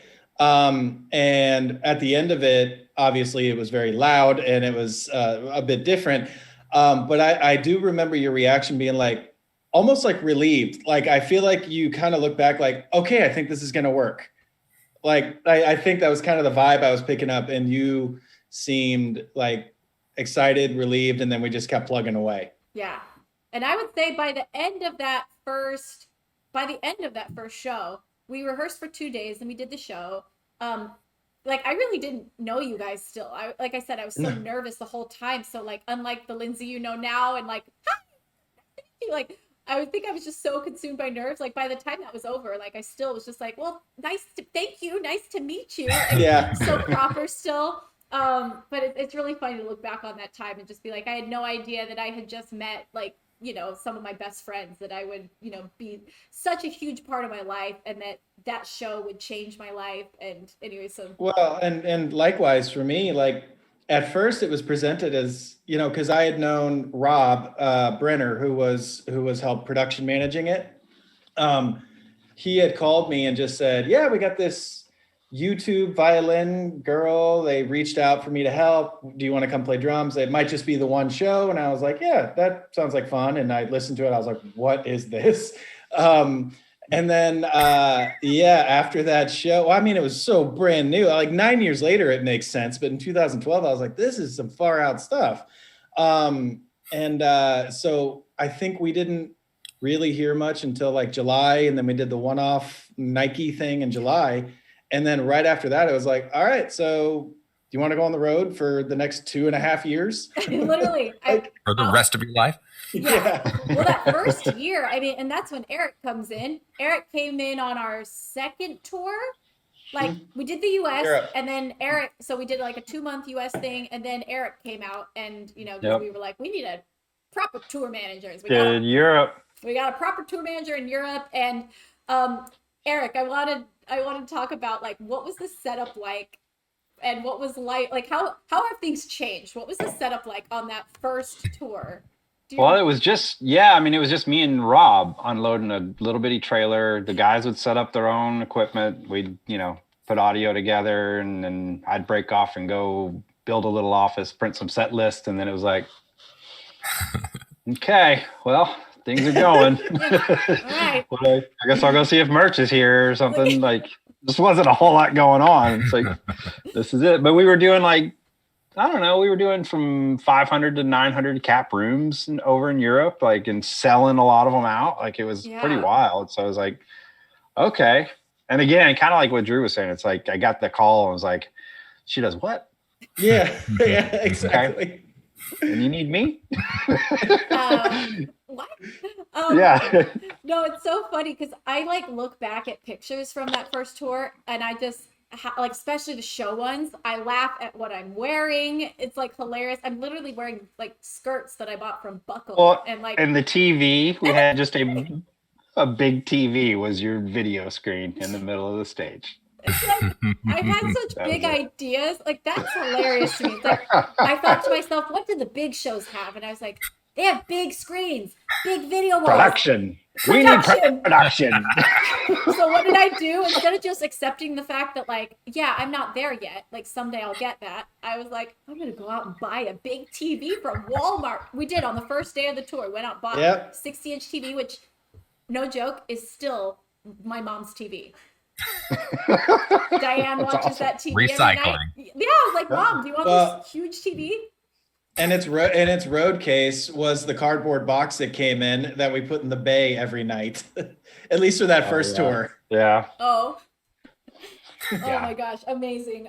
Yeah, I look back at that and it's just crazy to think like where it started, and then like, I don't know, just how it's kind of evolved, kind of very natural feeling, and just like progressing and progressing. And now we get to play. We get to have so much fun when we make a tour.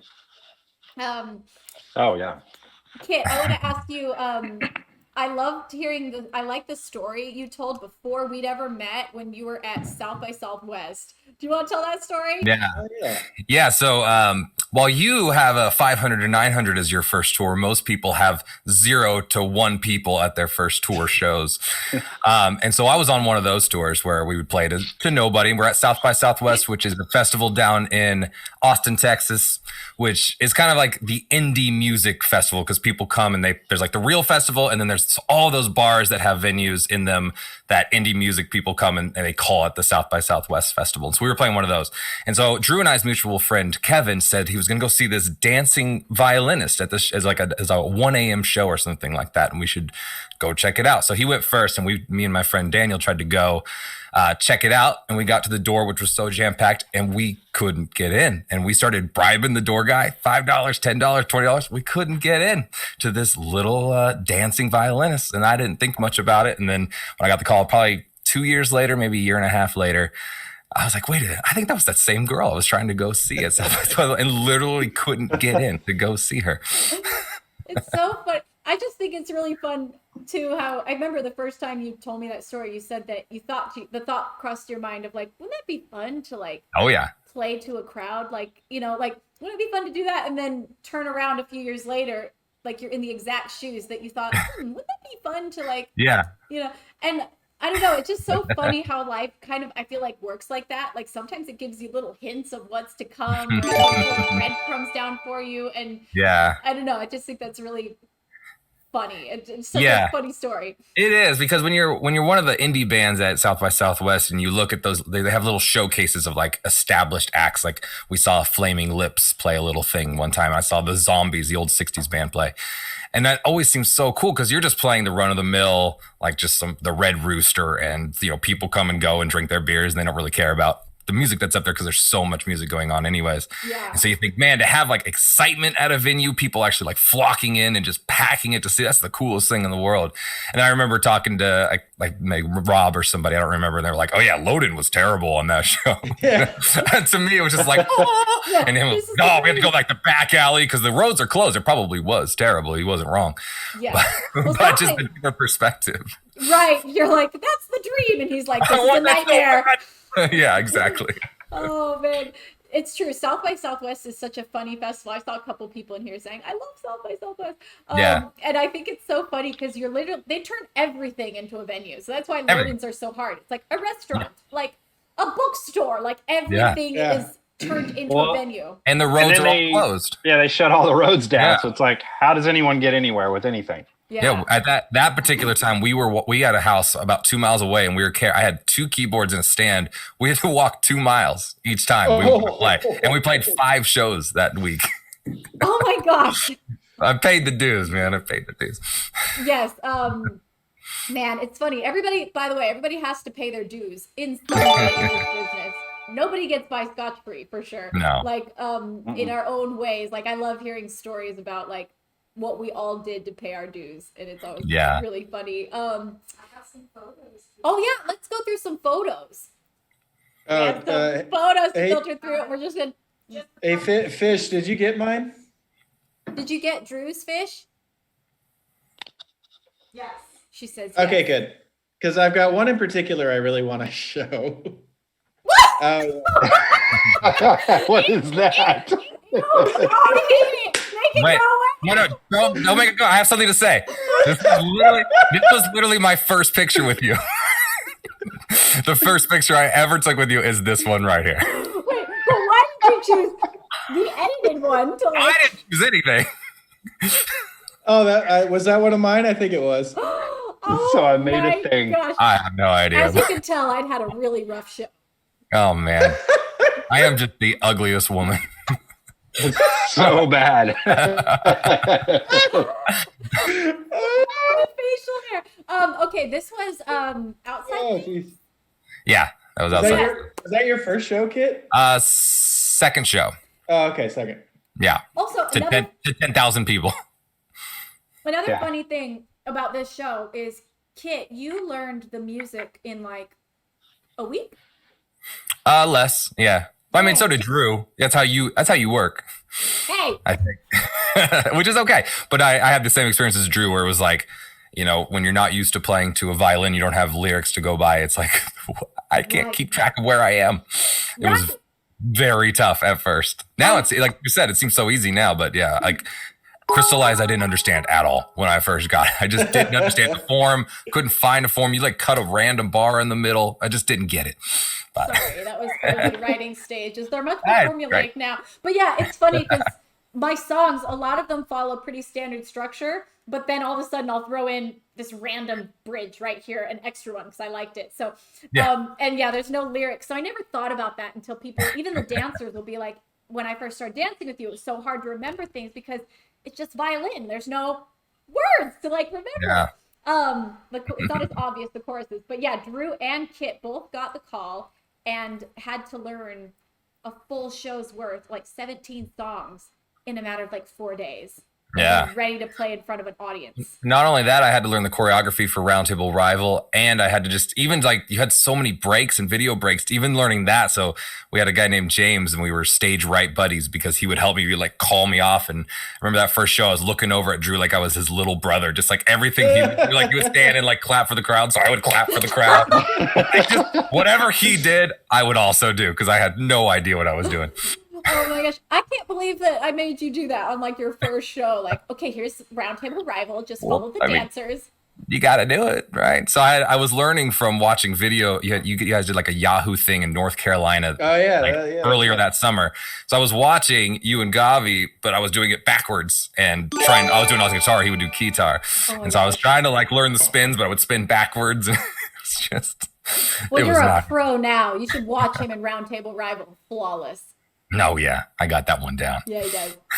All right, here's a fun picture. I don't know where this is, but that is, yeah, I got some height. Yeah, I think you're jumping off the drum riser. No, I'm jumping off the ground. Oh yeah, okay. So you actually below the ground. She's jumping from the audience and then jumping up. Yeah. Got the Michael Jackson toaster thing. Little toaster thing. Yeah. Wouldn't that be a dream if we all had a toaster? By the way, toasters is when, you know, there's something under the stage that pops the artist through as they jump out. Michael Jackson would do it. You think us, the crew? Yeah, it'll just be Lindsey and Alec with like a thing that just like hoists me up. A little blanket. Like the firefighter rescue thing, just throw in there. Ooh, yeah. Yes, that is probably, if I ever wanted to do it, how my budget would have to make it happen. Let's be honest. There it is. We talked actually, Eric, on the crew relaxing Jackson. On the crew chat earlier, we talked a lot about Cherrick Jackson. So Eric loves Cherrick Jackson? Yeah, Cherrick Jackson. Yep. Eric loves his chairs. I need my chair. Is there a specific story to this, or just make fun of my chair? I remembered that day. I think we were Fresno. Wait, for real? I think so. Yeah. Oh wow! See, you got me on that one. Yeah. It was like 3, 4, 5 weeks into a tour. It was long, and we rolled into that venue, and I just remember Eric's reaction being like, "Oh yeah!" And so he spent most of his day there. I remember at one point I went back and you had your laptop there. I think I brought my computer in. Yeah, I was like, I'm gonna work in a massage chair. Yeah, that's quite a remote that they got there too for that chair. Yeah, that's pretty intense. It's complicated. By the way, before we go into another photo, I remembered a story that I want to. Hey, Eric, what's your favorite prank I've ever played on you? On me? Yeah. Maybe make us. I don't remember you playing other than the dog, which I wasn't real happy about. But there's the dog. There's the puppy prank, and then there was the pretending we left you. Hey, we were just. Oh yeah, we were talking about that. Yeah. So which one was better? I don't know. Team, which one was better? I wasn't there for the puppy prank, but watching it, I mean, it doesn't get much better than that. That's the most hilarious thing. Emotionally, the puppy one was a bit more. So briefly, Eric, talk us through the puppy prank. What happened? So since the beginning of Lindsay's career, she wanted a dog on tour. She always was, can we take a dog? Can I get a dog? Can I bring a dog on tour? And it was always like a no. Like, how are you going to take care? You're so busy. How are you ever going to take care of a dog? Who's actually going to end up taking care of the dog? I was like, no. Before we had a security guard. So That it was is always half a of no. Karen's job. Right. Get the biggest dudes you can to take out Lou. Yeah. So then, I don't know where we were, but you had planned out going with the girls to it Grand was Rapids. Michigan. Yeah. Yeah. And they went to a pound and picked up a dog for a day. I don't know how you planned that, but I called them ahead of time and I was like, okay, can I borrow a puppy? I was like, I need a puppy. Do you have one? They were like, yeah, we have several. And I was like, I need a puppy and I need to borrow it for the day. And I was like, and I guarantee you, I will be able to get this dog a home, plus probably be able to tell more people to go get puppies. And they were like, okay, sure. And so anyway, so we snuck off and they knew they were expecting us. I forget what I told you, but I said I was just going to run some errands and I don't think you told me anything because everybody got in the car. It was like a bunch of people left. I'm like, yeah, it was like half of our, stage. Why is everybody going? We all ran and we went, picked up the puppy, came back. But before we even got back, the thing had gone to the bathroom in its kennel in the car. So me and Melise were like, oh gosh. So anyways, okay, continue. So you come back with the dog and I'm on the phone with Adina. I'm on the phone with or your manager. I'm on the phone with bus companies. Like I'm freaking out. Like it's not a dog, it's a puppy. Yeah. This puppy is going to need to be potty trained. Not potty and you're trained gonna try and at potty all. train. Yeah, on a tour where you're busy. We're doing radio, we're doing TV, we're doing, on and on and on and on every day. And we're going to try and train a dog. It's just like we were also on the about to phone go with- to Europe.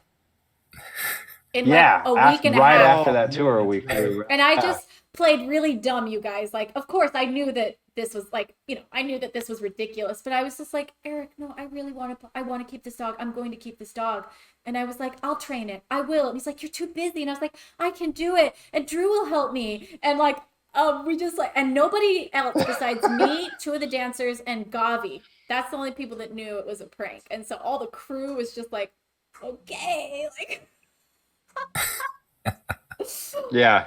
So I just sulked all day. He was so mad. Totally peeved. Just like. Well, I love in the video when you're like, I knew it the whole time. Yeah. Yeah, you guys, you can look up on YouTube puppy prank, like Lindsey Stirling. There's there's 1 and 2. Part 1, part 2 of the puppy prank video. It's amazing. You see how upset Eric is. And then you see at the end when I revealed, I went out to the audience at the end of the show and I was like, this puppy needs a home. And so someone ended up taking it after the show. But Eric's like, I knew it. Oh, God. Yeah. Too good. Okay. I think my rebuttal was the crazy guy at Oh yeah. That was my return on that one. That was Crazy. I was so uncomfortable even during the meet and greet. So so what happened was Eric had his friend who's like kind of a sketch comedy guy. He had him come and dress up. He dressed up kind of crazy and he was acting kind of weird and he kept like asking to kiss me in the meet and greet. Like, and I was just like, no, like I don't do that, And the best part is that you left him till the end. And so everybody, like normally there's like a security guard with me. Normally Eric is there. Like normally there's people there. It's kind of a buffer. So if something happens, they can be like, okay, hey, let's go.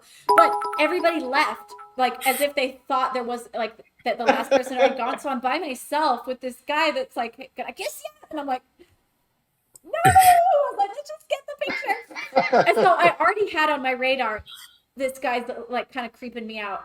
And we do the sound check party. Everything's cool. And then Eric, what was next after I did sound check So I party? sneak him while we're about to go to catering. I'd already sneaked him into your dressing room.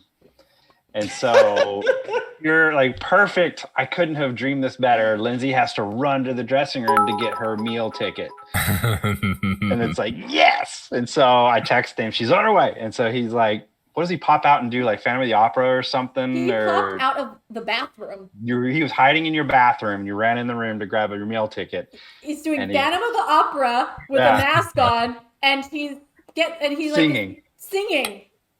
And I was like, whoa, hey, hi. I was like, I have to go. I was trying to stay so calm because I'm like, don't freak him out. Like, you know. Slowly back away. Yeah, slowly back towards the door. I was like, hi, okay. He's like, sing with me. You were so unbelievably polite to him, even though that's like one of the most horrifying experiences you could ever have. Yeah. Yep. And I was standing there in the hallway as you backed out. Yeah, and oh my god. And I was just like looking around like, someone help me. Anyways, that was so funny. We love pranks on tour. It's about time we do another one. So stay tuned on social media. This tour, I have a feeling we're gonna be doing some things this tour because we all had time to think of things. Well, and I think we're all just so happy and elated to be going back on tour. We want to do all the fun stuff we've been missing out on. Yes, I'm like, I really am excited to like make this tour just extra special, extra Lindsey shenanigans. Look out, here we come. It's funny too. Like Kit and I were talking about this the other day. When you get so used to touring so much throughout the years and then it just stops, there are little things that you don't realize you do. Like we were talking about like the second we heard tour was happening, I started like ordering clothes for tour. Like, you know, but like we haven't done that in a year because we're used to like, you know, every new tour brings a new set of fun things that we get to do. But for the past year, it's been like, goodness, like there's so much going on in the world that we got out of that flow. And now I am so unbelievably excited and elated to be getting back out there. Yes, me too. I'm like, okay, motivation, time to like get my endurance up, time to like, you know, hit the ground running, really practicing the tour stuff again. It's just exciting to be like, yeah. And it's coming so soon, by the way. Yeah, it's coming up quick. Like 6 weeks? Yeah. 6 weeks, guys. We start our first show. So everybody, if you missed it, we're going on tour this summer. This is my band, my tour manager. And you can type !tour into the chat and it'll bring up a link so you can see if we're coming to a city near you. It's a US tour. It's going to be amazing. I just know there's going to be such a special feeling for everyone as we all get to like connect for the first time again, like not only us as a crew, but it's like performers to audience, and it's going to be magical. So I think I feel really excited to be a part of that first wave that like this. I think this is something we'll remember forever. Mm-hmm. Think so? The Renaissance after the famine, you know? Emerging. Let's see. Can yes. Can you play this? You sure can. Oh my gosh, this is one of my favorite things. Oh, can you guys hear it? Oh, we need the audio. Oh no. You gotta hear how good it is. You got really listen for the horn in this because it's kind of it's like trombone shorty. Trevor killed it. You're really gonna want to pay attention to that. That's probably the best part of this video. Oh my gosh. Okay, I'm gonna go out on a limb and say that might be one of my favorite tour memories. Yes. Ever is filming that video. Trevor will call me and just go, dude, remember that time in Germany? Like, just like, yes, like in tears for a good hour of laughing so hard. Never laughed that hard in my life. Oh no, I don't think Oh, we're not getting audio. I wonder if there's just I can play it off my phone. It won't be as good, but yeah, people saying 2 months now. Yeah. So that kind of just You did it. And make sure your sheet music is upside down. Keep that simple stuff. 1, 2, 3, 4.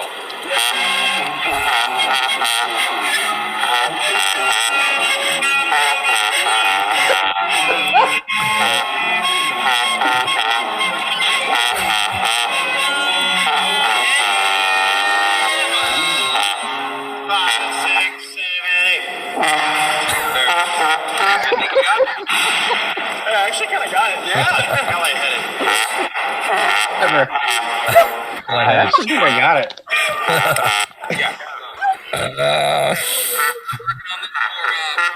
Stop. Okay. Oh, Amazing. wow. By the way, you guys, if you want to see one, there's the music video. It's Beauty and the Beast on my channel, and then on Lindsay Time, I put up the live version, and you can see more of this. Oh my gosh, it was so funny. Yeah, we had we rented a bunch of instruments, and I just was like, guys, can you pretend to play this? And they were like, absolutely. Pretend. Pretend. We're gonna Sorry, play sorry. the It's thing. at the same time. Sorry, yeah, I gotta be real here. They played, and I loved how, like, there were moments like Drew saying, make sure your sheet music isn't upside down, because you guys had like sheet music and everything that we'd printed out, and like, can you guys just imagine me trying to play and like be serious, and like I was just dying. I was cracking up the whole time. It was so funny. One of my favorite It's such memories. such a beautiful song, so like almost kind of reverent feeling, and then we're just back there playing Eye of the Tiger and Yeah. with bad trombones. The trombone. I actually posted a little clip of that on TikTok the other day, and it got like 1 million views. It was so funny, just a raw clip of that moment. But yeah, I think I want to do another one of those, because that video, everybody, was Day in the Life of Belle on tour, and maybe I think we'll do Day in the Life of Harry Potter on tour. Ooh. Wouldn't that be fun? Get us a bunch of robes. Yeah. Are you guys down to be the band again? I know your rates have gone up. But Gone up significantly. They've Yeah. skyrocketed. probably since your newfound fame from that video, right? Exactly. We're basically a cryptocurrency. We only accept. Oh my gosh. You each have your own too. Like, I have a coin. Yeah. Yeah. Oh wow. So yes, people are very excited in the chat. Thanks. So stay tuned. We're gonna do. I've got plans for tour.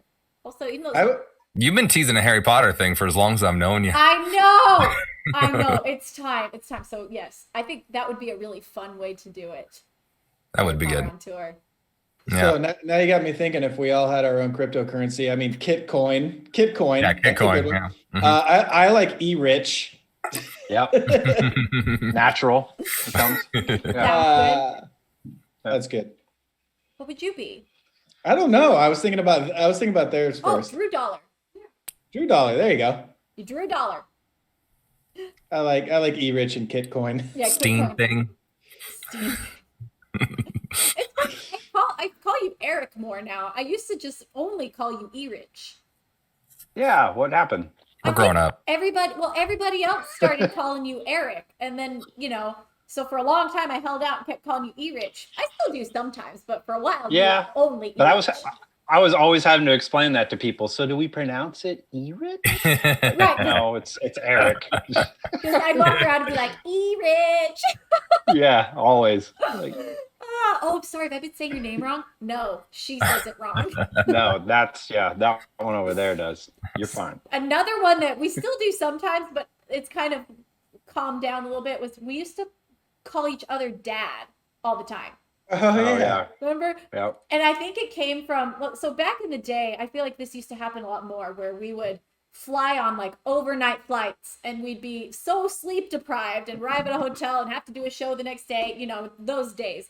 And I remember we were in a van coming from the airport to the hotel, and we were really tired.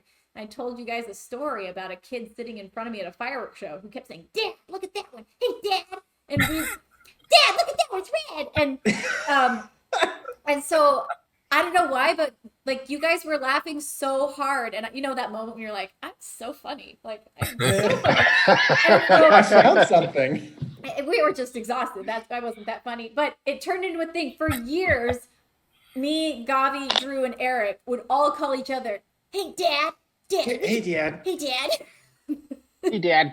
Dad. Dad." Yeah, No, wait. Dad. Dad. What's dinner, Dad? There was that one, and then there was like, was it Sawsome? Sawsome. Sauce. That's Sawsome. Sawsome. Gavi would say Sawsome all the time. Sauce. There was Oh, yeah. Oh, my God. So awesome. So there was Sawsome. sauce. There was also, what was the one that was, oh, Oh, yeah. What was that? Oh, it was like, okay. Yeah, he said that he was it was all usually from us telling a story. He said he was in a grocery store one day, and a woman was asking where something was, and a guy was explaining it, and she said, okay. And so we did that for years. And we'd pause as long as we could hold it. Oh, okay. And it's always a call and response. Like one of us would start and the other would finish. Yes. Like Yeah, you can't. It's like natural for me to do it. Yeah, it just comes right back. Okay. What are some other things that have been around forever? Our tour chant is a special one. That I was thinking about that the other day. I was watching This Is It from the Michael Jackson This Is It. And it hit that scene where he goes, "This is why we practice." And I thought about that. I was like, oh my gosh, we haven't done that in so long. Yeah. Yeah. Mm-hmm. So back in that time when I was super nervous, we were describing that first show that, Drew and I met. I remember we were talking about the Michael Jackson documentary, and there's a part in it where he says that. And so we said that we said a prayer before we went on stage, and then we said, this is why we practice. And so we've done that at every single show that we've ever played, and it's really evolved. Except for one show. One show we decided to try a different one, and the show went horribly wrong. Like just everything went wrong. Yeah. And so the next show we were like, yeah, no, we got to go back. Yeah, because I think that we were like, we can do that for like 3 tours. We should switch it up, make a new one. And then, we were like, absolutely not. It's got to be the same. It's got to be the same. So now it's like, if not added to it, we've added little bits to it. Yeah, now it's got like the it's not Brian McKnight. Like what the? This is why we do it. This is why we practice. But we say this is why we practice. Yeah. And there's all sorts of inside jokes intertwined in it from multiple tours. We just keep adding to it. I can drop a link to that video. Oh yeah. Yes. Lindsay's going to pop a link into the chat for this video that kind of shows it, our pre-tour or pre-show ritual. What was I feel like, Kit, you most recently added something to it. What was it? I had the shake it all about, the hokey thing. Yeah. Just put our feet in and shake it all already. about. Yeah, I was like, I know like last tour one got added, and I think I was like, at the very end, shake it all about. Well, didn't we add one that the bus driver said It's showtime! That was the most recent one, I think. Yeah, so Yeah. It keeps evolving. It's now quite long, but and we keep adding more and more people, and I'm the one that always starts it because I can't harmonize to save my life. Well, yeah, we harmonize now. Yeah, so I always start it, and now it's like 13 people, and I'm trying to hold it the whole time. And then the end of it, we have another like 19 seconds of other things we've added on top of it. It just has gotten out of hand in the best way possible. I love our pre-show, and I love that the crew has now started, like, it used to just be the band and dancers and Eric, and now it's like the crew comes in and it's a whole hullabaloo. It's fun. Yeah. Yeah, Lindsay's missed it like once or twice, and she'll run up afterwards and be like, oh my gosh. Do we have more pictures? Yeah, we skipped away from the pictures. I want to go back. Thanks for sending your pictures, by the way. Muchas gracias. Let's see. I saw someone in the chat asking about a giveaway. I will be doing a giveaway. I'll be giving away 2 or 3 things as soon as our chat is over. So in like 15 minutes. Good memories. This was at the premiere of my Brave Enough documentary. Good times. Yep. That was I can't believe how tall you were that day. you were wearing like 3-foot heels, 80,000-inch heels. Exactly. Yes. Every once in a while, I'm like, okay, let's do this. Make the illusion. I couldn't ever dream of wearing them on stage. So I got to take chances like this. Like, it would be a disaster if I wore heels while trying to play my violin. Even standing still and wearing heels playing violin, I can't handle it. We all look really good in that photo. We actually look like rock stars. We do. Yeah, because we are. This is in Ireland. Ireland. I know this is right after we went to that story museum, which was so cool. It was so cheesy, but I loved it. Oh, because our guide was amazing. Yeah, the Yeah. museum itself was kind of awful. It was the Leprechaun Museum. Oh, that's what it was. Yes. Explain it, Kit. It was so cool.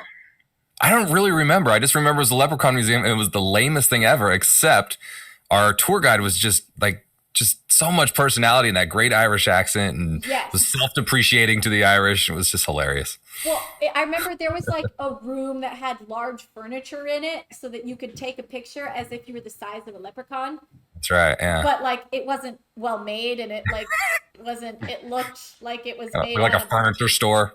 yeah, it was like, it was really cheesy. And then there was this forest that was like like made out of plywood. Like it was really bad. But our guide was telling us, like, she was funny, but she also told us all these tales of like where fairies really come from and how leprechauns are sneaky. And there was once a man who did it. And I was like, I could literally listen to her tell me Irish stories all day. Yeah. And I always love, she's like, and all the fables, they all die at the end. Because they're Irish, they all die at the end. Yeah, this is how you know it's an Irish fable. Everyone dies. Yeah. And she was like, we're good at drinking and making babies. Also, I do remember another thing we did that day is we rode bikes through Ireland. And Oh, yeah. I remember Kit and I took off and went on the craziest adventure riding through like traffic in Ireland. It was so fun. Well, we're kind of with a group, and the group was kind of slow, and I just decided, like, I'm just going. I just want to ride fast. And so I rode for a while. I thought I was alone, and I looked back, and Lindsay's just right there with me. I had no idea. Yeah, I was like trying to keep "Whoa." up because you were like cutting through traffic and Yeah. like I was like, I don't know what came over me. I was feeling brave. I was with you though because you and I kept pulling over and waiting for everybody else to catch up. Yeah. And Yeah. good times. Okay, so this was such a fun day. Oh my gosh, this was. Now, notice how perfectly in stride Drew and I are. And then you got Lindsay. Like, what is that? No, it's that you weren't in the middle. Well, we were trying to space it out for 4. In case anybody doesn't know, this is the Beatles' Abbey Road album cover. This is their crosswalk. This was big day for me. Actually, this is like the 3rd time I've been there, but it's still every day a big day for me because I'm a Beatles fanatic, in case you didn't know. Fanatic. And so we, stop traffic a bunch, because everybody does all day long. And that was a great It's a pretty day. busy area. It's not easy to stop traffic there. Yeah, but people in that area, they know they're going to stop for pedestrians there. They probably think it's so annoying because we were one of probably like 6 other groups that were trying to get that picture at that moment. Yeah, so like at least, yeah. Which warms my heart. I love that, 50 some years later, people are still doing that for that Beatles record.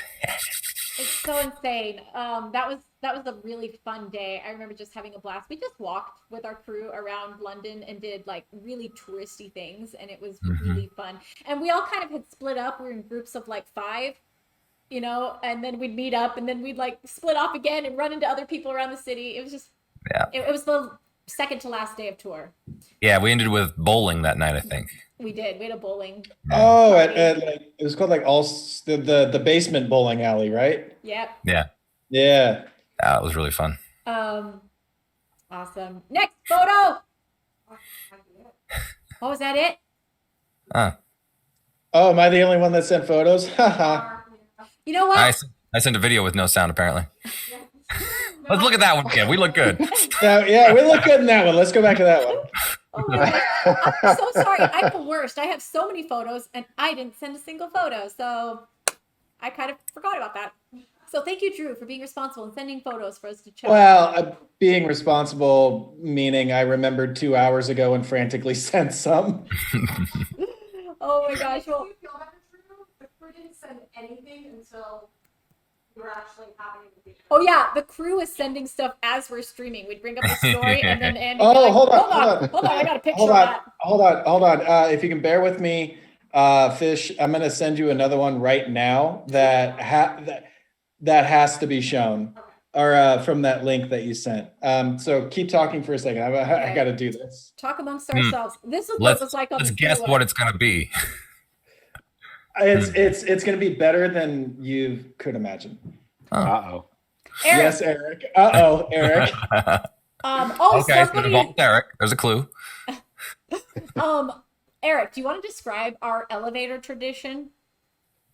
Oh yes. It's one of my favorite jokes that's been around from the very beginning that we still do, and it's almost funnier every time. We're just a very welcoming group, and we just allow the most ample room in an elevator. If somebody's trying to get on, we'll just keep squeezing back and back and back. Everybody make room.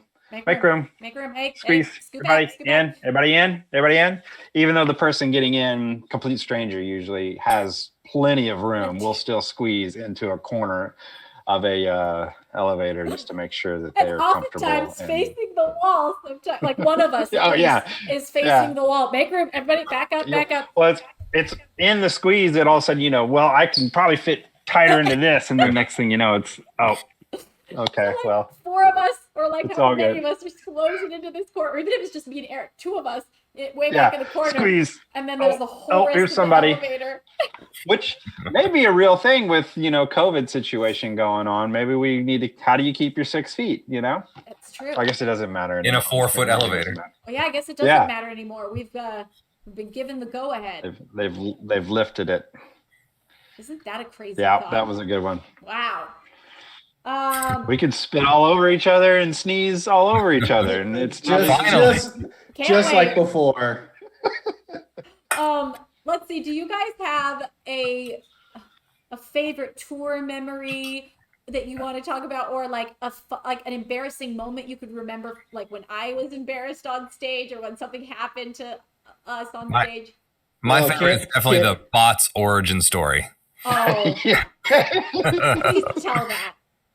Where are the dancers, by the way? Did they come on earlier? Or not today? No, they were all too busy. Oh man, they have things going on. What's that like? Whatever. Like, this is literally like we're doing a costume stream for you.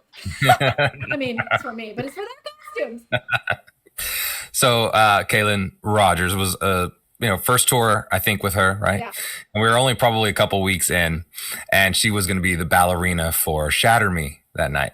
And so we had generally been doing that as like the second or third song. I don't really remember, but we were playing a show without Evanescence that night. And so we had slightly changed the order. And so it was one song later. And so Kaylin came out a song early, and they start like low in a ballerina, She like starts on the crouch ground, like stance. And then, instead of the do, do, do, do, do, do coming in, it's like do, ja, do, da, do, ja. I think it was like Electric Daisy or Cell Shadows or something. And then you could just see from my vantage point, I could see Kaylin's face, like realizing that she's on too early. And it starts, you could see the wheels spinning. What do I do? So she decided the best thing to do is to just do a little ballerina twirl off the stage. So she ballerinaed off the stage. So she became Bots from then on. oh, it's so It was the good. greatest thing I I've ever love seen. her describing it later too. She's like, honestly, the thought occurred to me. My other choice was it was either ballerina off the stage, or I could stay here for the entire song and not move. And that would have been so funny. I'm jumping around and playing, and she's just like ballerina pose. She's like hinting at the next number. Oh, Yeah. So that's still one of my absolute favorites. So good. You have a picture? I have the 30 seconds. Oh, Eric, do you have a favorite tour? I will say, I think one of my favorite parts about the Christmas show is the Eric Jackson moment. How did that even come to be? Like, I don't know. It happened. You forced me to do it? I don't know. No, wait. Okay. Eric begged to get on stage somehow. No. He I had do. one I film, remember. but just holding a sign. I remember. It was in Australia. We'd come straight from Europe, and there was a show that was so small in Australia that we couldn't have any video walls. Oh. Oh gosh. Yeah. Thanks, Joe. Appreciate it. Yeah. Oh yeah. No, there's I'm glad, glad we could find that. Modeling? Modeling? Yes. I sent more. So hopefully they come through. Male Yes! model? Oh, there we go. Yep. This was we had a merch fashion show, and these guys were so nice when they did the fashion show. It was so funny. Oh my gosh, amazing! You look great in that sweatshirt. Well, by the way. that's good. So anyway, moving on. Oh yeah. Oh my gosh, this was at the Met. What is that? It was this. That's cool. Smithsonian. Oh, sorry. Yeah, not the Met. The Smithsonian. It's a work of art, though. But yes, and that was like an old violin that they had, and they let me look at it. And it reminded me of the Round Table Rival violin, kind of. So funny. Crazy. Oh, That was a this good is photo. in Singapore. Yeah. We were on Oh, that top was of another the thing we do. Marina Bay Sands. The Oh, knee- the hands! The hands. The hands. The cupping Yeah. hands.